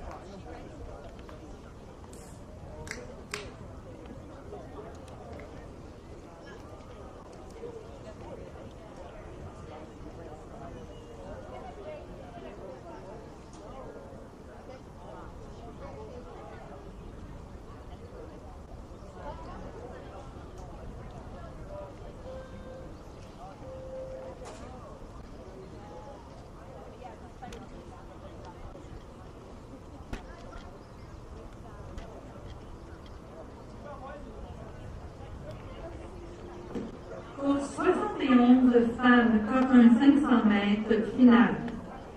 Couloir 1, lane 1, Shima, Riley, Blanson. Couloir 2, lane 2, Rideau, Nathalie Davison. Couloir 3, lane 3, Bonnie Beach, Courtney Stark. Couloir 4, lane 4, Trois-Rivières, Andréane Langlois. Lane 5, couloir 5, Shima, Michelle Russell. Couloir 6, lane 6, Rideau, Madeline Smith. Couloir 7, lane 7, Burlow, Alana Marie Bahi. Couloir 8, lane 8, Rideau, Toshka Bishara, Rebecca. Couloir 9, lane 9, Rideau, Marin Bradley.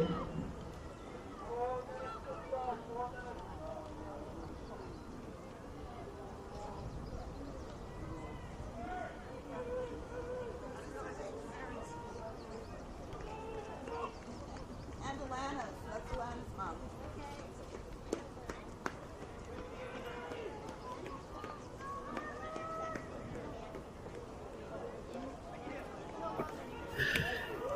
All right, I'm very sorry. I was not told that there was a race right now. So it's women's K1000, K1 500 meter senior A final. So we have in the lane 1, Chima Riley Melanson, lane 2, Rideau Natalie Davison, lane 3, Balmy Beach, Courtney Stott, lane 4, Trois-Rivières Andréane Langlois, lane 5, Chima Michael Russell, lane 6, Rideau Madeline Schmidt, lane 7, and it seems like lane 6 and 5, or no, 5 and 4. So Michelle Russell and lane 4, Andréane Langlois came in first and second. Very, very sorry about that. I was onto the app, and it seems like the app was didn't have the right times. So yeah, line 5, 4, and third place goes between lane 6 and 3, I believe.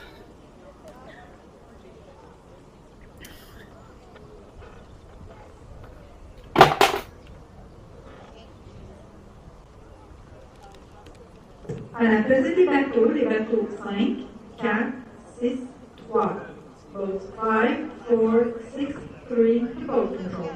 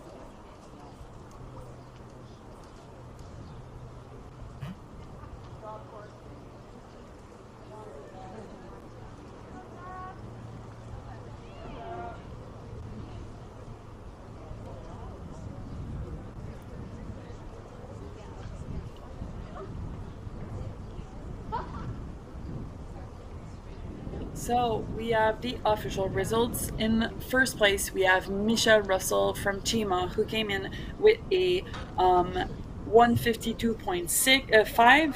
In second place, we have Andréane Langlois from Trois-Rivières, who, sorry,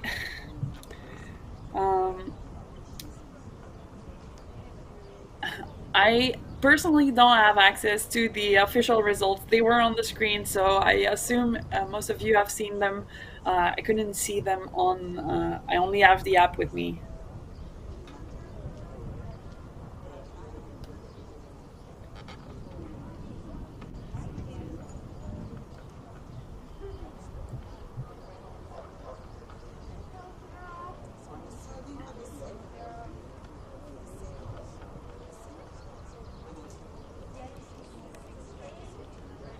Okay, so I do have the official results. In first place from Chima, we had Michelle Russell came in with a 152.5. Second place went to Andréane Langlois from Trois-Rivières with a 152.7. And third place went to Balmy Beach Courtney Stott with a 154.0. Now on to our next race. It is the Women's K1 500 meter U18. So in lane 1 from Rideau, we have Kali Locke. In lane 2 from Bannock, we have Ivy Murphy. In lane 3 from Lachine, we have Charlotte Bray. In lane 4 from Lachine, we have Florence Hamel. In lane 5 from Burloak, we have Eva Loper. In lane 6 from Lachine, we have Alina Tveri. In lane 7 from Masqua, we have Brianna Smith. In lane 8 from Trois-Rivières, we have Florence Croteau. And in lane 9 from Masqua, we have Rain Myers. So this is our A final for our U18 Women's K1 500 meter. And we can see them. They are getting on to their last. They're in the starting zone right now, so they're hearing what the judges are telling them to do, getting onto that starting line. And I'll tell you, I watched my teammates during the World Cups, and when I saw them, like when I could see them on the starting line, right as these athletes are right now, the stress, I could feel the stress they're feeling on the line right now. So it's I'll tell you, it's not easy to be on that starting line and keep your wits to yourself and stay focused. It's very difficult. You need to focus on your breathing, focus on your race plan, focus on what you can control, and it's very challenging. So impressive that all these athletes are doing it right now. Very, very impressive.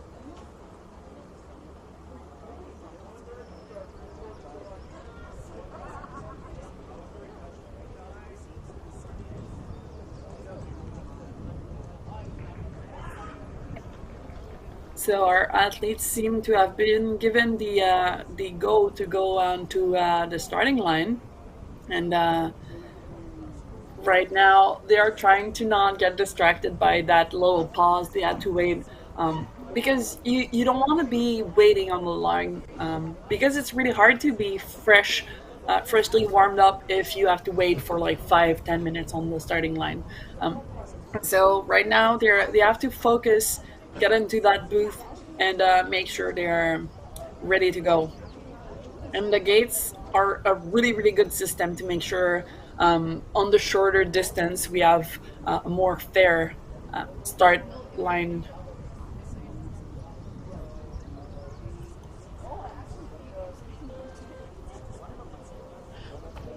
The start has been given, and strong start, and we can see right off the bat some athletes are really getting in front. So right now, lane 6 from Lachine, Alina Veri seems to be slightly in the lead. It might change very quickly because the 500-meter is a is a very special race, because it's it feels like a 200, but it feels like you're dying as if you're in 1,000. So it's honestly, anything can happen. Very everyone, you just need to push the whole time, and hope you can finish that race. Lane 9, Maxwell Rain Myers.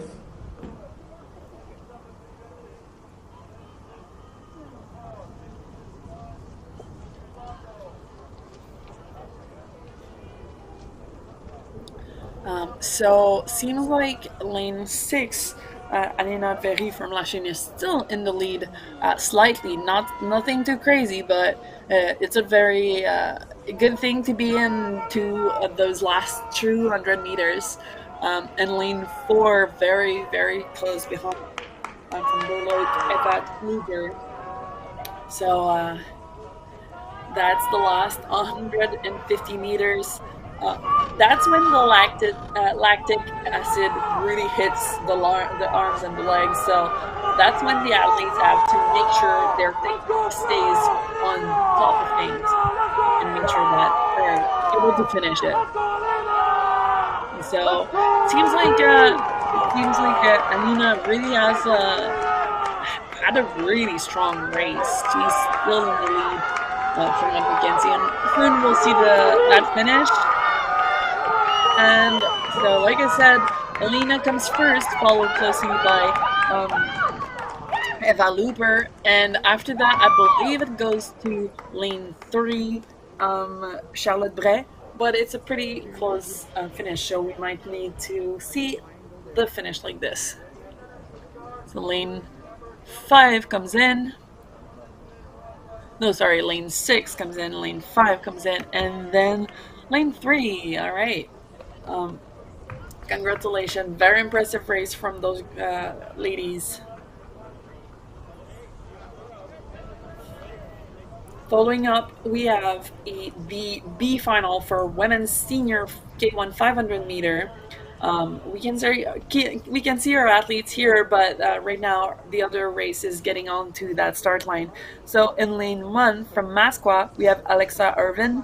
In lane 2 from Micmac, we have Grace Webby. In lane 3 from Ridge, we have Cassidy McPherson. In lane 4 from Calgary, we have Christiane Free. In lane 5 from Richmond Hill, we have Sarah Nagy. In lane 6 from Masqua, we have Anna Neglick.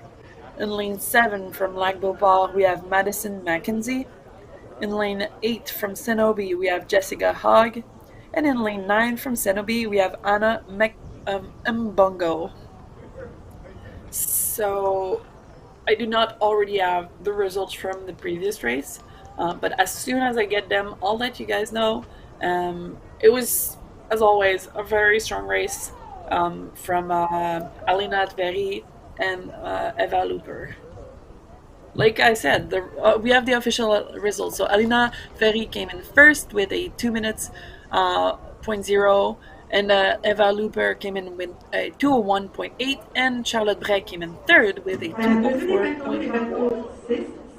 Very good race from those ladies. 5-3-4. And on to this our next race, we can see behind the board we have the ladies for this senior women's K1 500 meter in the five B final. I'm sorry, very very sorry, and everyone is in their gates, and the start will be very shortly given.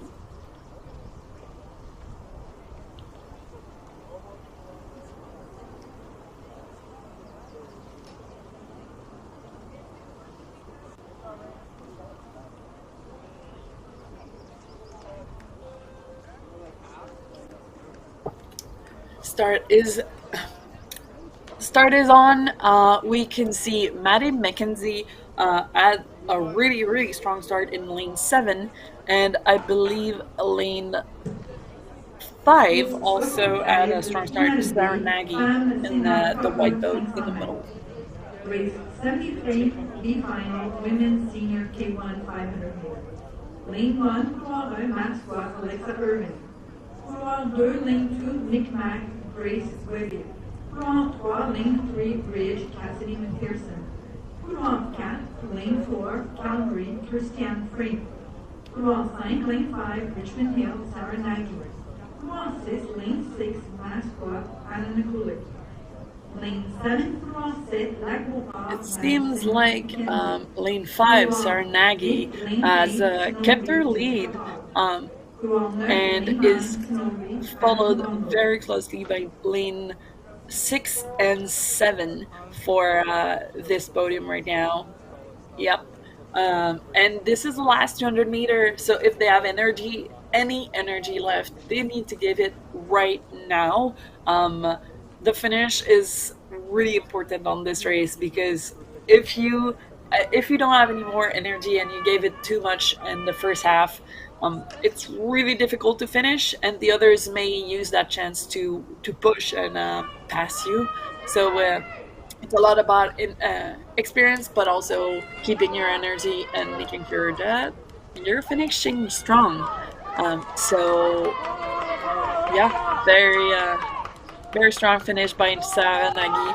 She probably doesn't want to be caught up. And lane 6, yeah, wow, that's such a good finish by lane 6. Anna Nicolai, who tried to pass Sarah Nagy.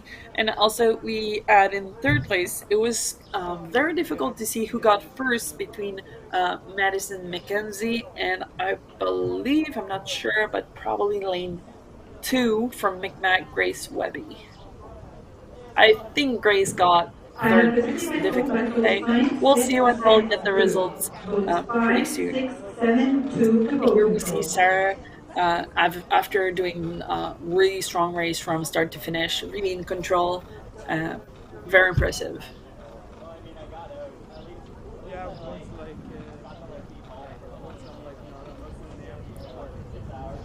And so as soon as we get the results, we'll let you know.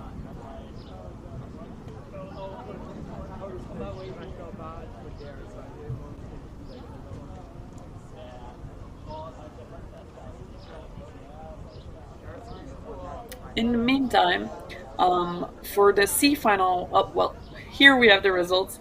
So we do have in first place Sarah Nagy from Richmond Hill with a 156.5. In second place, Anna Nicolai from Masqua with a 156.7, and in third place, Grace Webby from Micmac with a 157.5. And also important to mention, we can see third and fourth place got in so close to each other, about 0.05 of a second.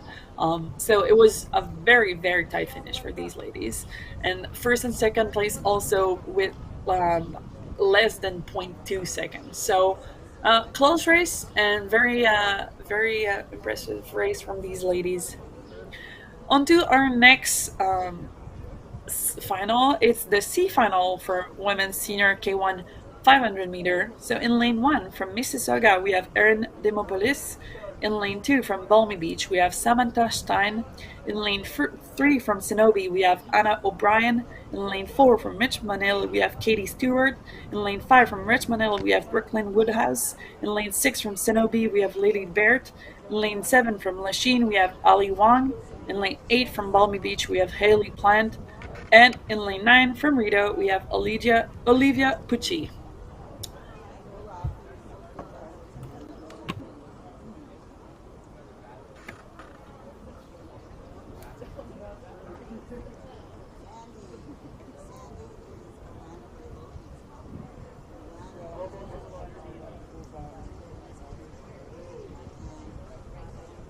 On to the race, and this is a start.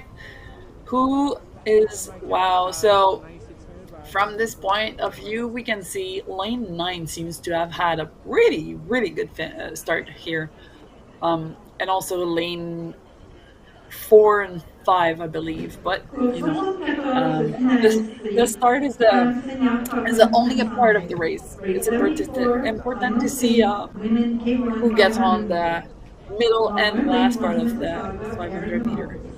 Coulomb lane 2 Balmy Beach, Samantha Stein. Coulomb 3 lane 3 Snowy, Anna O'Brien. Coulomb 4 lane 4 Richmond Hill, Katie Stewart. Coulomb 5 lane 5 Richmond Hill, Brooklyn Woodhouse. Coulomb 6 lane 6 Snowy, Lily Baird. Coulomb 7 lane 7 Lachine, Ali Wang. Coulomb 7 lane 7 Lachine. From what we can see, it seems like lane 6 might be in the lead, with lane 7, 5, 1, and 2 very closely behind. Yeah, very impressive. Like, that second place is going to be a fight till the end. Second and third place, I believe it's going to be so close that we might need photo finish if no one doesn't move right now.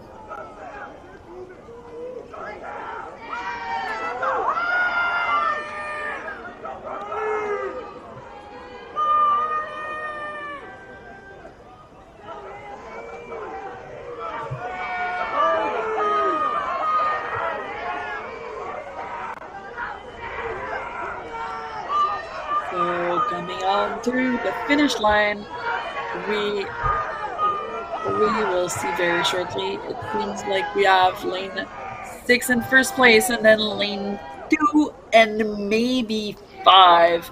So difficult to see. Such a close race. Like I said, like for the second and third place on that podium, it was a very tight race. I believe we will need to see maybe a photo finish to know who got third place, or the official result might also help with that.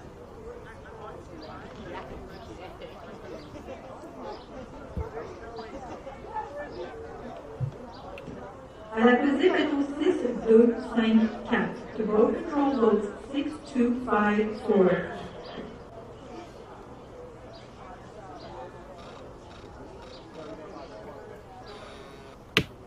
Lane 6 and 2, and I'm pretty sure it was lane 5.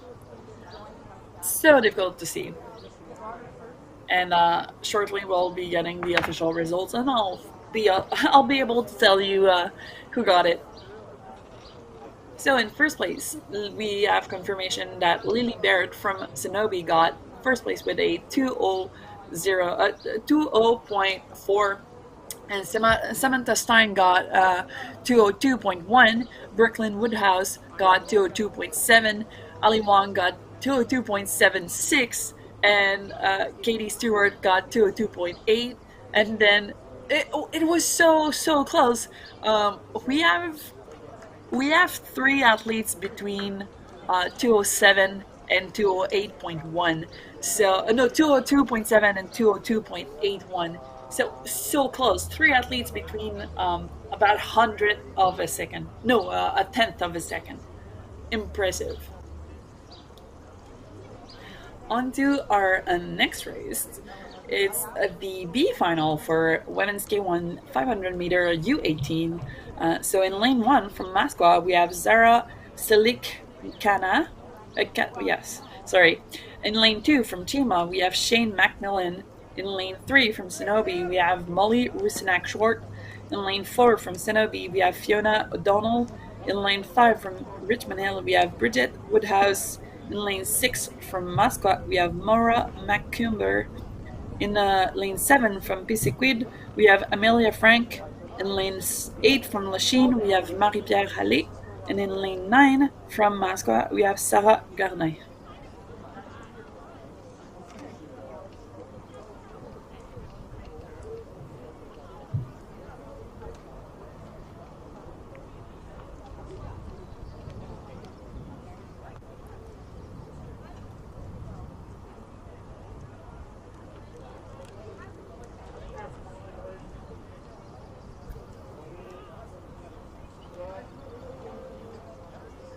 Race is started.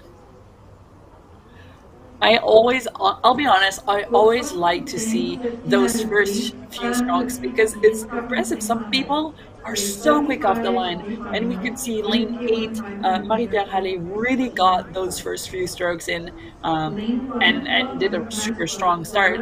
But afterwards, it's important to see who can get the next part of the race, and that's usually when we see people get in front in the lead of the race. And right now, it seems like hard to say, but I'd say lane 3, 4, 5, and 6 seem to be somewhat in the lead.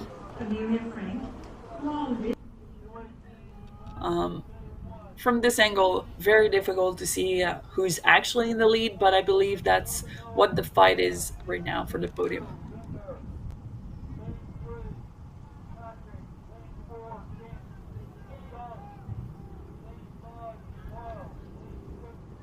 And so lane 6, Maura McCumber, and lane 3, Molly Rusinak Short, and lane 4, Fiona O'Donnell are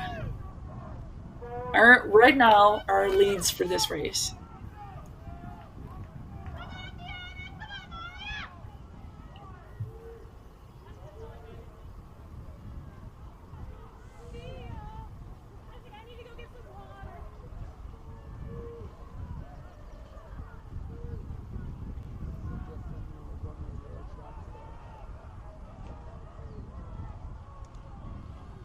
The ladies are really pushing.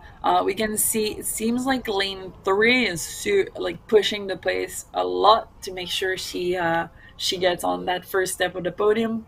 And we'll see very shortly who gets that place. Oh, well, we did not get the finish line cam, so it's kind of it's a guess to know who got in first, but I think those ladies can be proud of this race. Really pushed until the end, and yeah, I just got told that we did lose our finish line cam. I don't know what happened to it. Maybe it has no more battery or something. Hopefully, we can manage to bring it back. But right now, it's anyone's guess who got the first place for these ladies.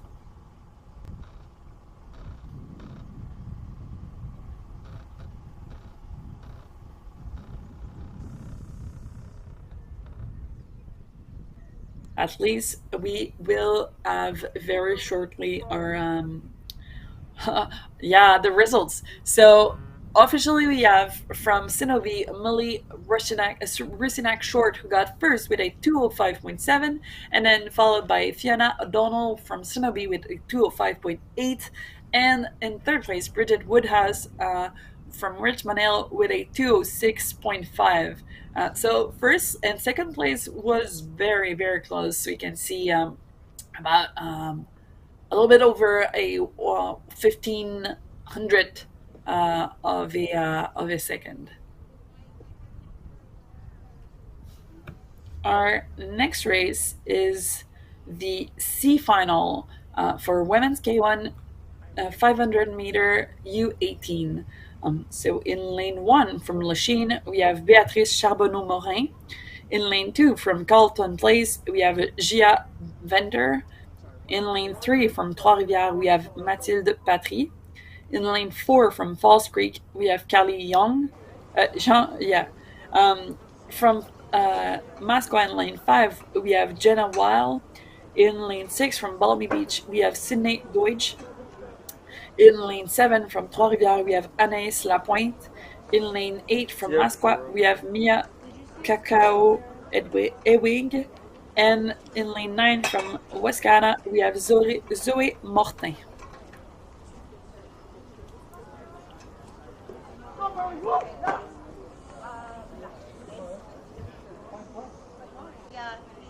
Whoa, do you still need help, or can you figure, or do you need me?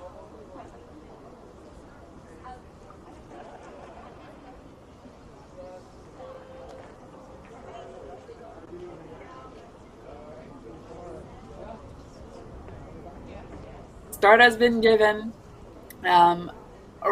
Seems like everyone is had a pretty equal start. No one started way in front or way in the back, so it's going to be interesting. And I was told that our finish line camera is back on, so probably got its battery charged. So we will be able to see who finishes first on this race.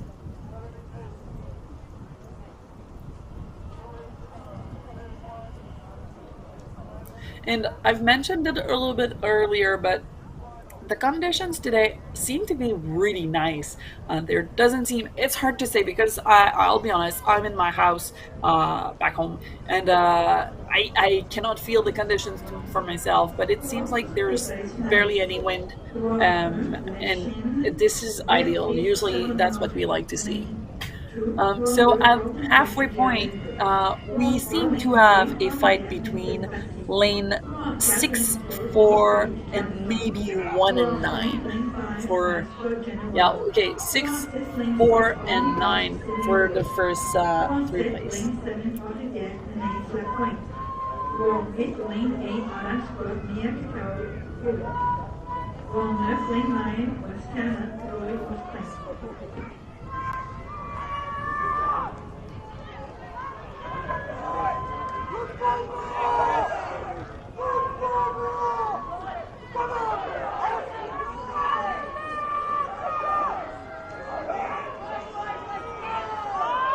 Families are cheering. I really hope everyone will be cheering until the end of the day. It's a pretty long cruise day, but it's such a beautiful day that it doesn't matter. And so it seems like, I believe lane 6 is really pushing that pace. Yep, seems like lane 6, and then lane 4, and really hard to say who got third place between lane 3 and 1. We'll need to see that photo finish. But at least we got the camera on the finish line, so that's nice. So yeah, lane 6 was Sydney Deutsch. In lane 4 and probably 1, lane 4 was Carly Young, and in lane 1 was Béatrice Charbonneau-Marin. 1, 3, 4, 6 to go.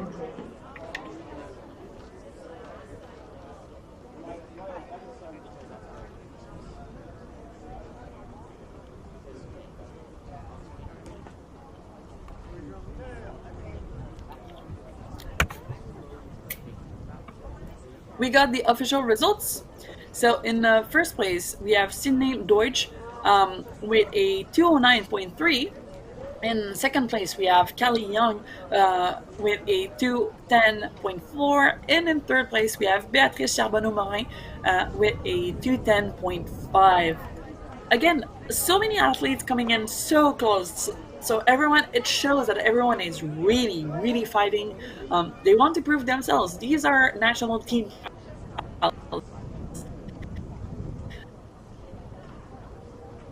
This is that much.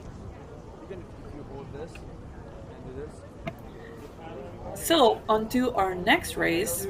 This, if I'm not mistaken, is the last Women K1 event of the day. So it's the 500 meter U18 D final. So in lane 1 from Pointe-Claire, we have Kalina Bidal. In lane 2 from Lachine, we have Ariane Loisel. In lane 3 from Chima, we have Megan Calahu. In lane 4 from Pointe-Claire, we have Julienne Giroir. In lane 5 from Falls Creek, we have Jillian Halliwell.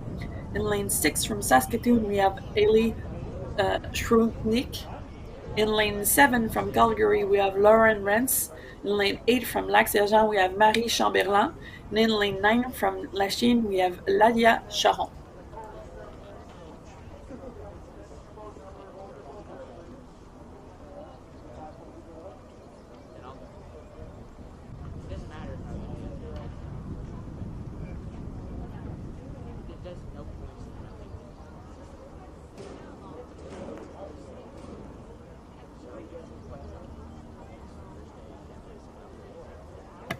Some athletes are backing up, and it might be because someone got in either too quickly, or there might be something going on with the gates.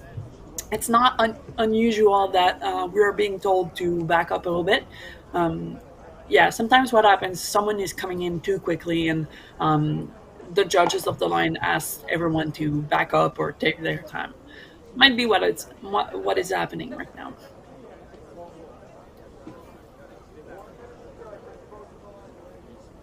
It's a little bit, when that happens, it's a little bit more challenging for the athletes to stay focused. But they're trained for a lot of things, so we hope that they're ready for this. And so our last athletes are getting onto the line. Everyone is ready.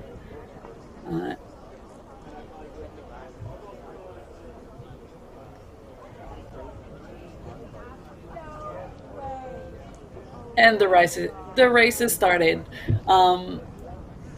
It's so you can see in for example in lane 8 and also in a few other lanes we have some athletes who are wearing a life jacket. So these athletes, like I mentioned earlier, are much younger. This is a category for under 18, but it includes anyone under 18. So we have some athletes as like 15-year-olds or maybe 14-year-olds. I'm not super sure, but if they're wearing a life jacket, it means for sure they're at least under 16.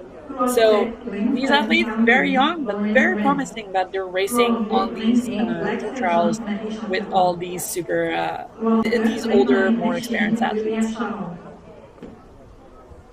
And so it seems like in the lead right now we have lane 3, 5, and maybe 7. Hard to say with the angle, but I'd say for sure lane 3 seems to be in the lead.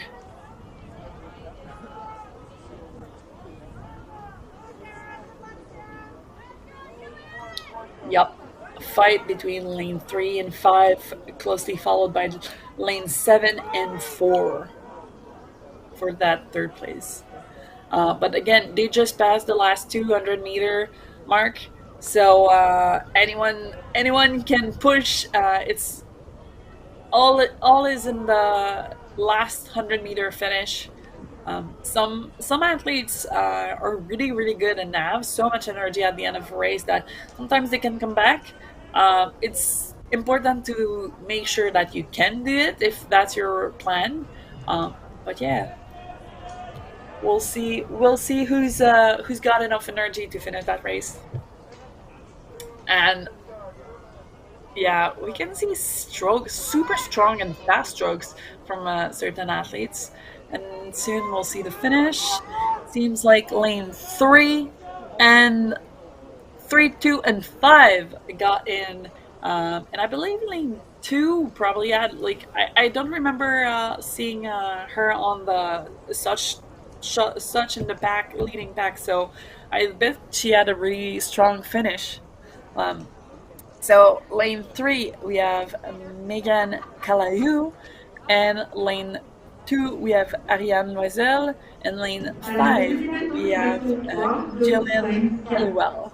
So congratulations to these athletes for doing such a strong race and finish. And like you see, some athletes still wearing the life jackets, and it's so impressive to see such athletes doing so well during those trials.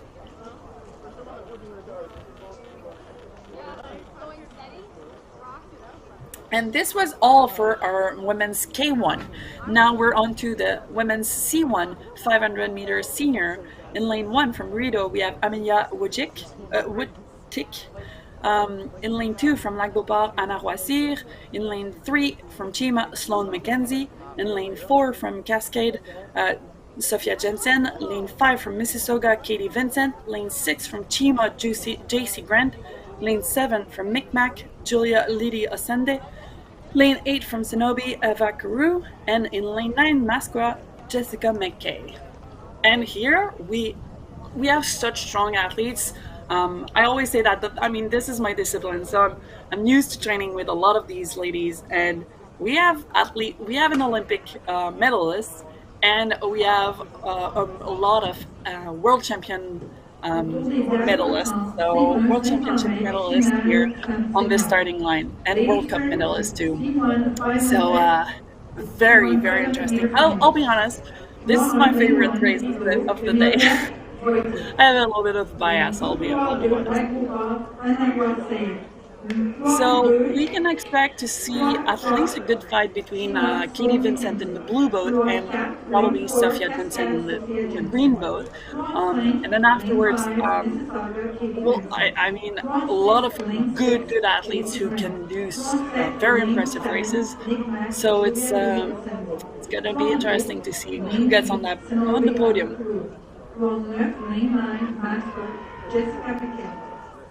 It seems like right now Katie Vincent is in the lead in the blue boat in lane 5, followed very closely by Sophia Jensen in lane 4 in the green boat, and JC Grant in lane 6 in the white boat. But Katie is a very, very strong athlete, and she seems to be in control of this race. So unless something happens, she's got this race.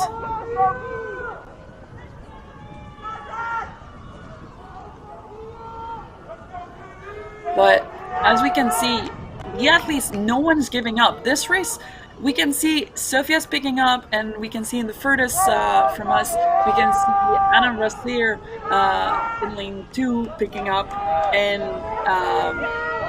I'm very interested to see who gets the first, second, and third. So many athletes really fighting for this. They're really on that opportunity that the trials are giving them. And so first place goes to Katie, and then second, wow, such a close race for second and third between Sophia Jensen, who got second, and JC Grant, who got third. And then after that, it was between Anna Rossier and I believe lane 7, Julia Lili Osende, but I'm not super sure. So Katie Vincent, Sophia, Jesse Grant, and after that, I believe it was Anna Rossier who came 4th and Julia who came 5th. That was a fun race to watch. My favorite of the day. I said it, I'll say it again. I used to race with these ladies, and it's so fun to see them and perform really well.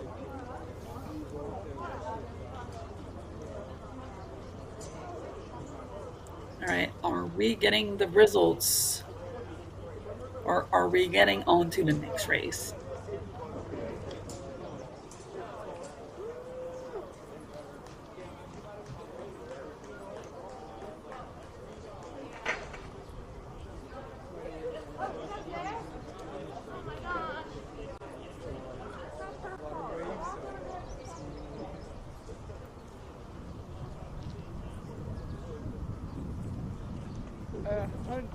Seems like we won't be getting the results, and I have the app right now, and the app is a little bit on the slower side. So as soon as I get the results for the previous races, I'll let you know. So right now we're on to our Women C1 500 meter under 18 A final. So in lane 1 from Rideau, we have Mackenzie Haynes. In lane 2 from Rideau, we have Ruby Mull. In lane 3 from Lac-Beauport, we have Elisabeth Desrosiers-Marquis-Arthur. In lane 4 from Rideau, we have Zoe Wustick. In lane 5 from Falls Creek, we have Kisa Blair. In lane 6 from Rideau, we have Janika Winnicki. In lane 7 from Rideau, we have Mila Soudière. In lane 8 from Rideau, we have Abby Wichtick. And in lane 9 from Rideau, we have Julia Price. And these athletes, like I mentioned a few times, but we can see athletes at least 2 life jackets here, and there's you can never you can never underestimate those athletes, because some are impressive and really a lot of future racing athletes. So the start has been given, and we can see some really strong and fast pace battling right there.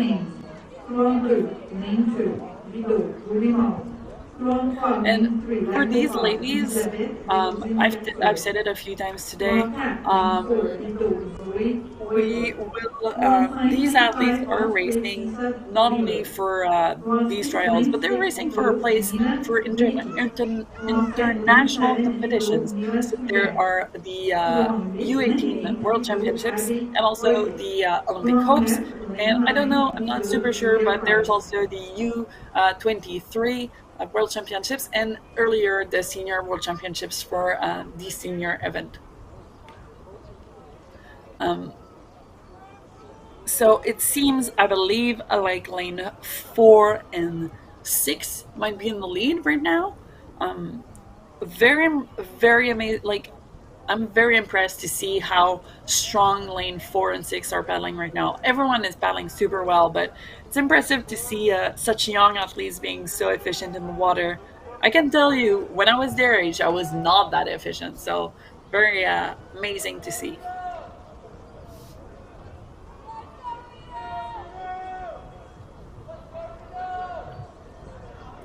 And they are onto their last 125 meters or so.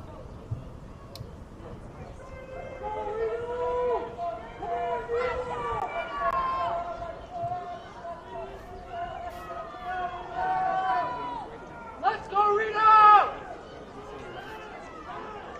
And I think we still have in lane 4 Zoe Wichtick still in front, and I think lane 6, but in second place, Janika Winnicki, but very hard to say because from this angle, everything is possible. So lane 4 officially first, and lane 6 second, and I believe lane 2 got third. From Rideau, Ruby Mull probably got third, from what I could see. Lane 4. Lane 6, and wow, yeah, 6 and then second, lane 2.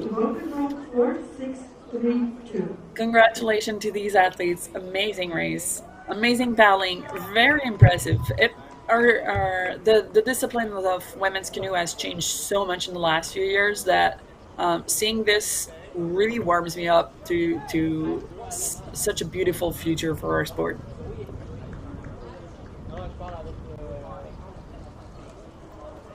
So unless we're getting results, I'll get on to the B final. Next race is the B final for Women's Senior C1 500 meter. So in lane 3, we have from Mississauga, Tegan Tyrrell. In lane 4 from Anake, we have Koana Karen Diabo. In lane 5 from Mascot, we have Marley McIntosh. In lane 6 from Trois-Rivières, we have Anne-Sophie Lavoie-Parent. And in lane 7 from Lac-Beauport, we have Maïka Nadeau.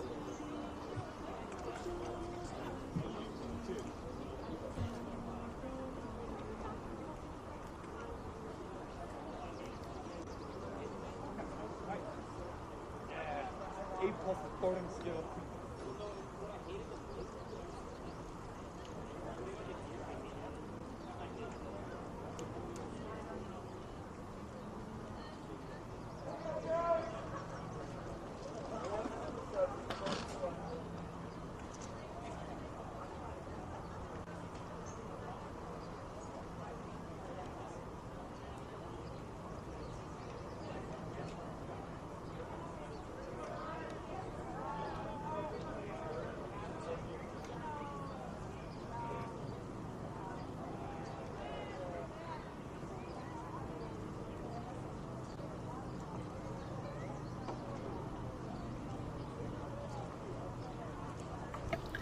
A slightly smaller final for these ladies, but anyone here are really good athletes, and they if they didn't make the final, it was by a hair. So you can expect a really good race for these women's.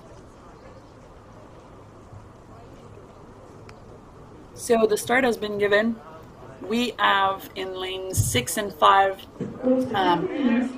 Anne-Sophie Lavoie-Parent and Marley McIntosh going hard at the start, and also I mean so strong that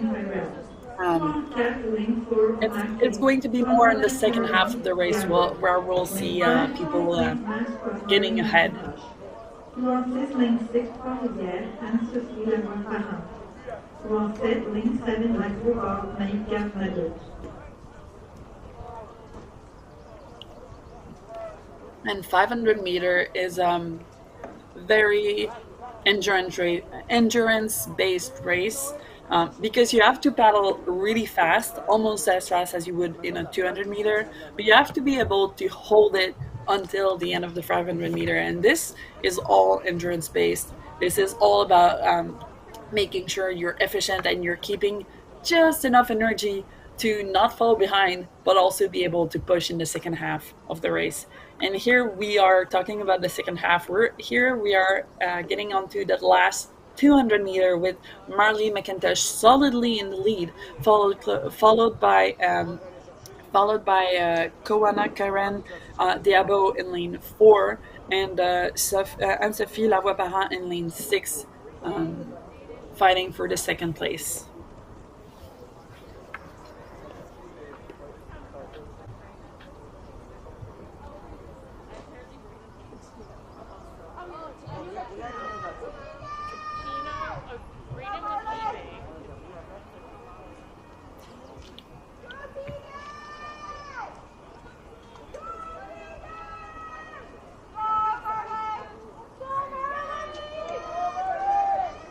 Very important that they keep a very strong stroke.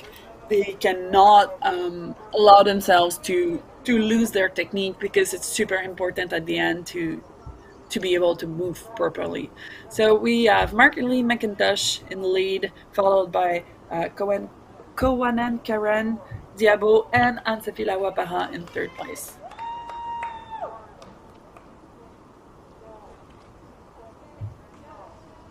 Congratulations to our athletes. Always fun to watch these races. And so on to our, we can see again very strong strokes from Marley McIntosh until the end there, and same with Kowana Karen. Very solid, very strong. That's what you need to do for a 500 meter. You cannot allow yourself to panic, and you cannot allow yourself to get tired too quickly. So on to our next race, which is second to last. This is the B final for Women C1 500 meter under 18 category. So in lane 1 from Lac-Beauport, we have Charlotte Désy. In lane 2 from Lac-Beauport, we have Erika Dion. In lane 3 from Rideau, we have Anna Semenyuk. In lane 4 from Micmac, we have Asia Diebel. In lane 5 from Masqua, we have Jaden Kenziora. In lane 6 from Falls Creek, we have Veronica So. In lane 7 from Lac Beauport, we have Alexia Gagnon. In lane 8 from Rideau, we have Sarah Rumstead. And in lane 9 from Mascot, we have Amelia Schmidt.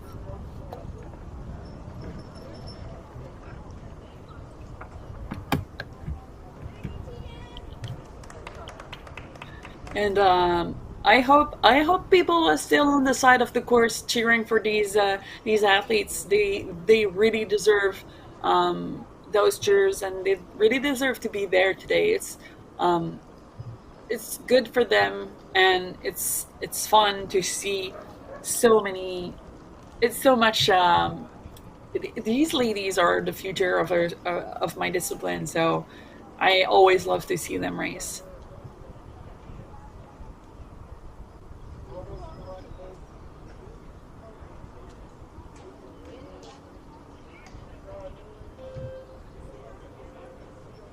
On to the race.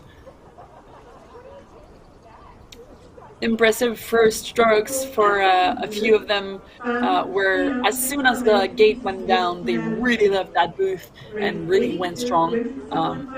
That's a really good sign for races like these. If you can get ahead on the first few strokes and you can manage to stay ahead, it can be really race changing. It can make or break a race.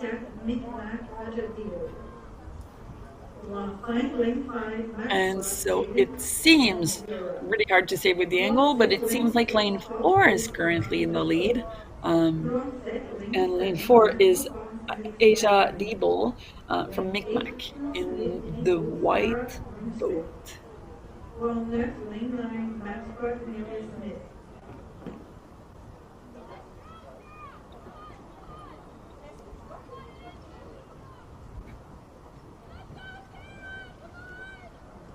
But we really cannot discount the others. I'll say lane 5, Jaden Kanziora seems to be paddling really well, trying to keep up and make sure she has a shot at being the first on that podium. And then in third, seems like right now it is Anna Semenyuk from Rideau. So these three, well, all these athletes really are just trying their best to finish that race as well as they can. And so I hope people are cheering hard and loud because they really deserve it. Let's go, Jaden! Let's go, team! 100 meter, very painful last 100 meter, but that's where we can see. That's where we can see who's got what it takes to really finish strong.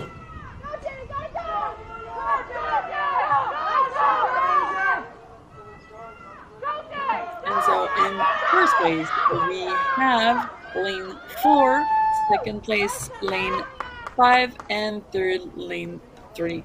So 4 is Aja Diebel, lane 5 was Jaden Kanziora, and lane 3 is Rideau, Anna Semenyuk.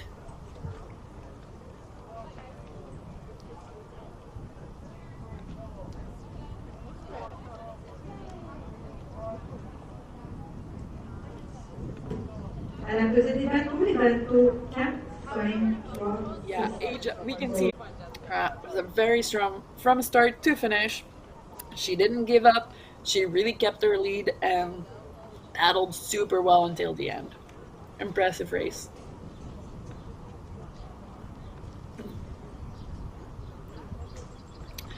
On to our last race of the day. This is the Women C1 500 meter U18 in the C final. So from Pointe Claire in lane 1, we have Katrina Stork. In lane 2 from Calgary, we have Jillian Kurelski. In lane 3 from Micmac, we have Sarah Neville. In lane 4 from Falls Creek, we have Abby Charlesworth. Sorry. In lane 5 from Trois-Rivières, we have Micah Saint-Yves. In lane 6 from South Niagara, we have Amy Pigeon. In lane 7 from Otterburn, we have Leanne Castonguay. In lane 8 from Sagawa, we have Emma Yule.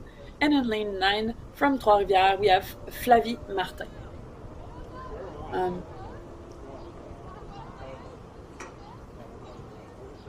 It's fun to see that this is a full final. Even in the senior final for women's canoe, it's a full final. So this is very promising for the future. I know I've said it a few times, but it's always fun for me because when I was their age, I could barely paddle. There was no opportunity internationally to race at all. So that's why I'm so proud and happy for them to be able to race like this at national team trials and have so many very impressive young athletes with them.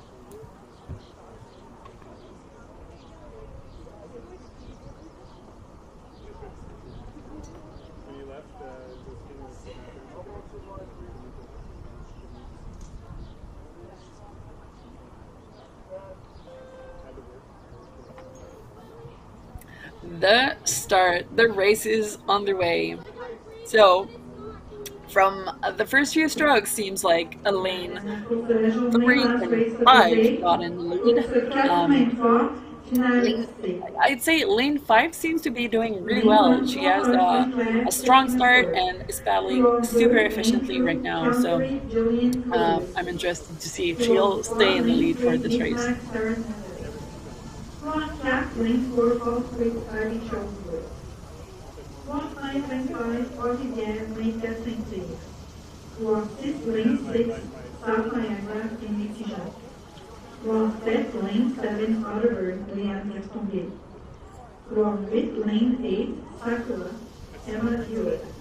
Couloir 9, lane 9, Trois-Rivières, Fanny Martin.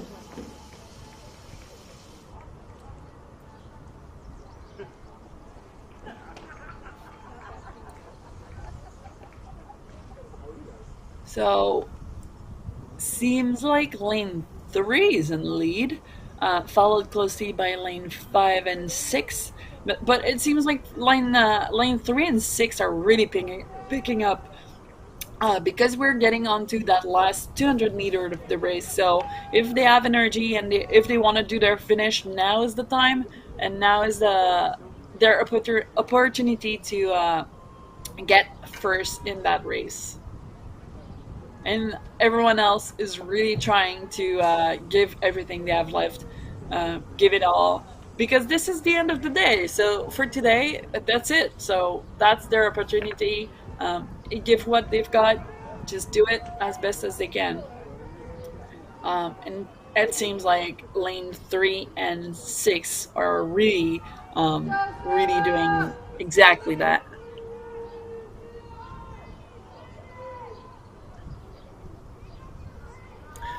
And even more, lane 3, you can see in the far right with the yellow and black boat, she's really picking up the pace, really stroking fast, really making sure that she is pushing. Even in front, you can never stop paddling. So she got in first, and lane 6 got second. So these are, and lane 4 got third. So these are lane 3, Sarah Neville from Micmac, lane 6, South Niagara, Amy Pigeon, and lane 4, Falls Creek's Abby Charlesworth. Amazing race from Sarah Neville there. Super strong from start to finish. She really got that race. 3, 6, 4, and 5 to boat control. And I am sorry, very, very sorry. I still am on the app right now, and I haven't had any official results for the last category of the day. So women's canoe, still no results. I can only tell you what I saw during the race, but I sadly cannot give you more. Thank you. And so this is the end of our day. Congratulations to everyone, and thank you for having been there with us today. Tomorrow I'll be joined by Pierre-Luc Laliberté call in for the finals on Saturday, and on Sunday we'll both be there all again. So please do join us tomorrow and Sunday. And thanks again for having been there and being so patient. We had a few troubles, but that's all. That's all right. That's what happens there during competitions. So thank you very much, and congratulations to everyone. I shut up the camera?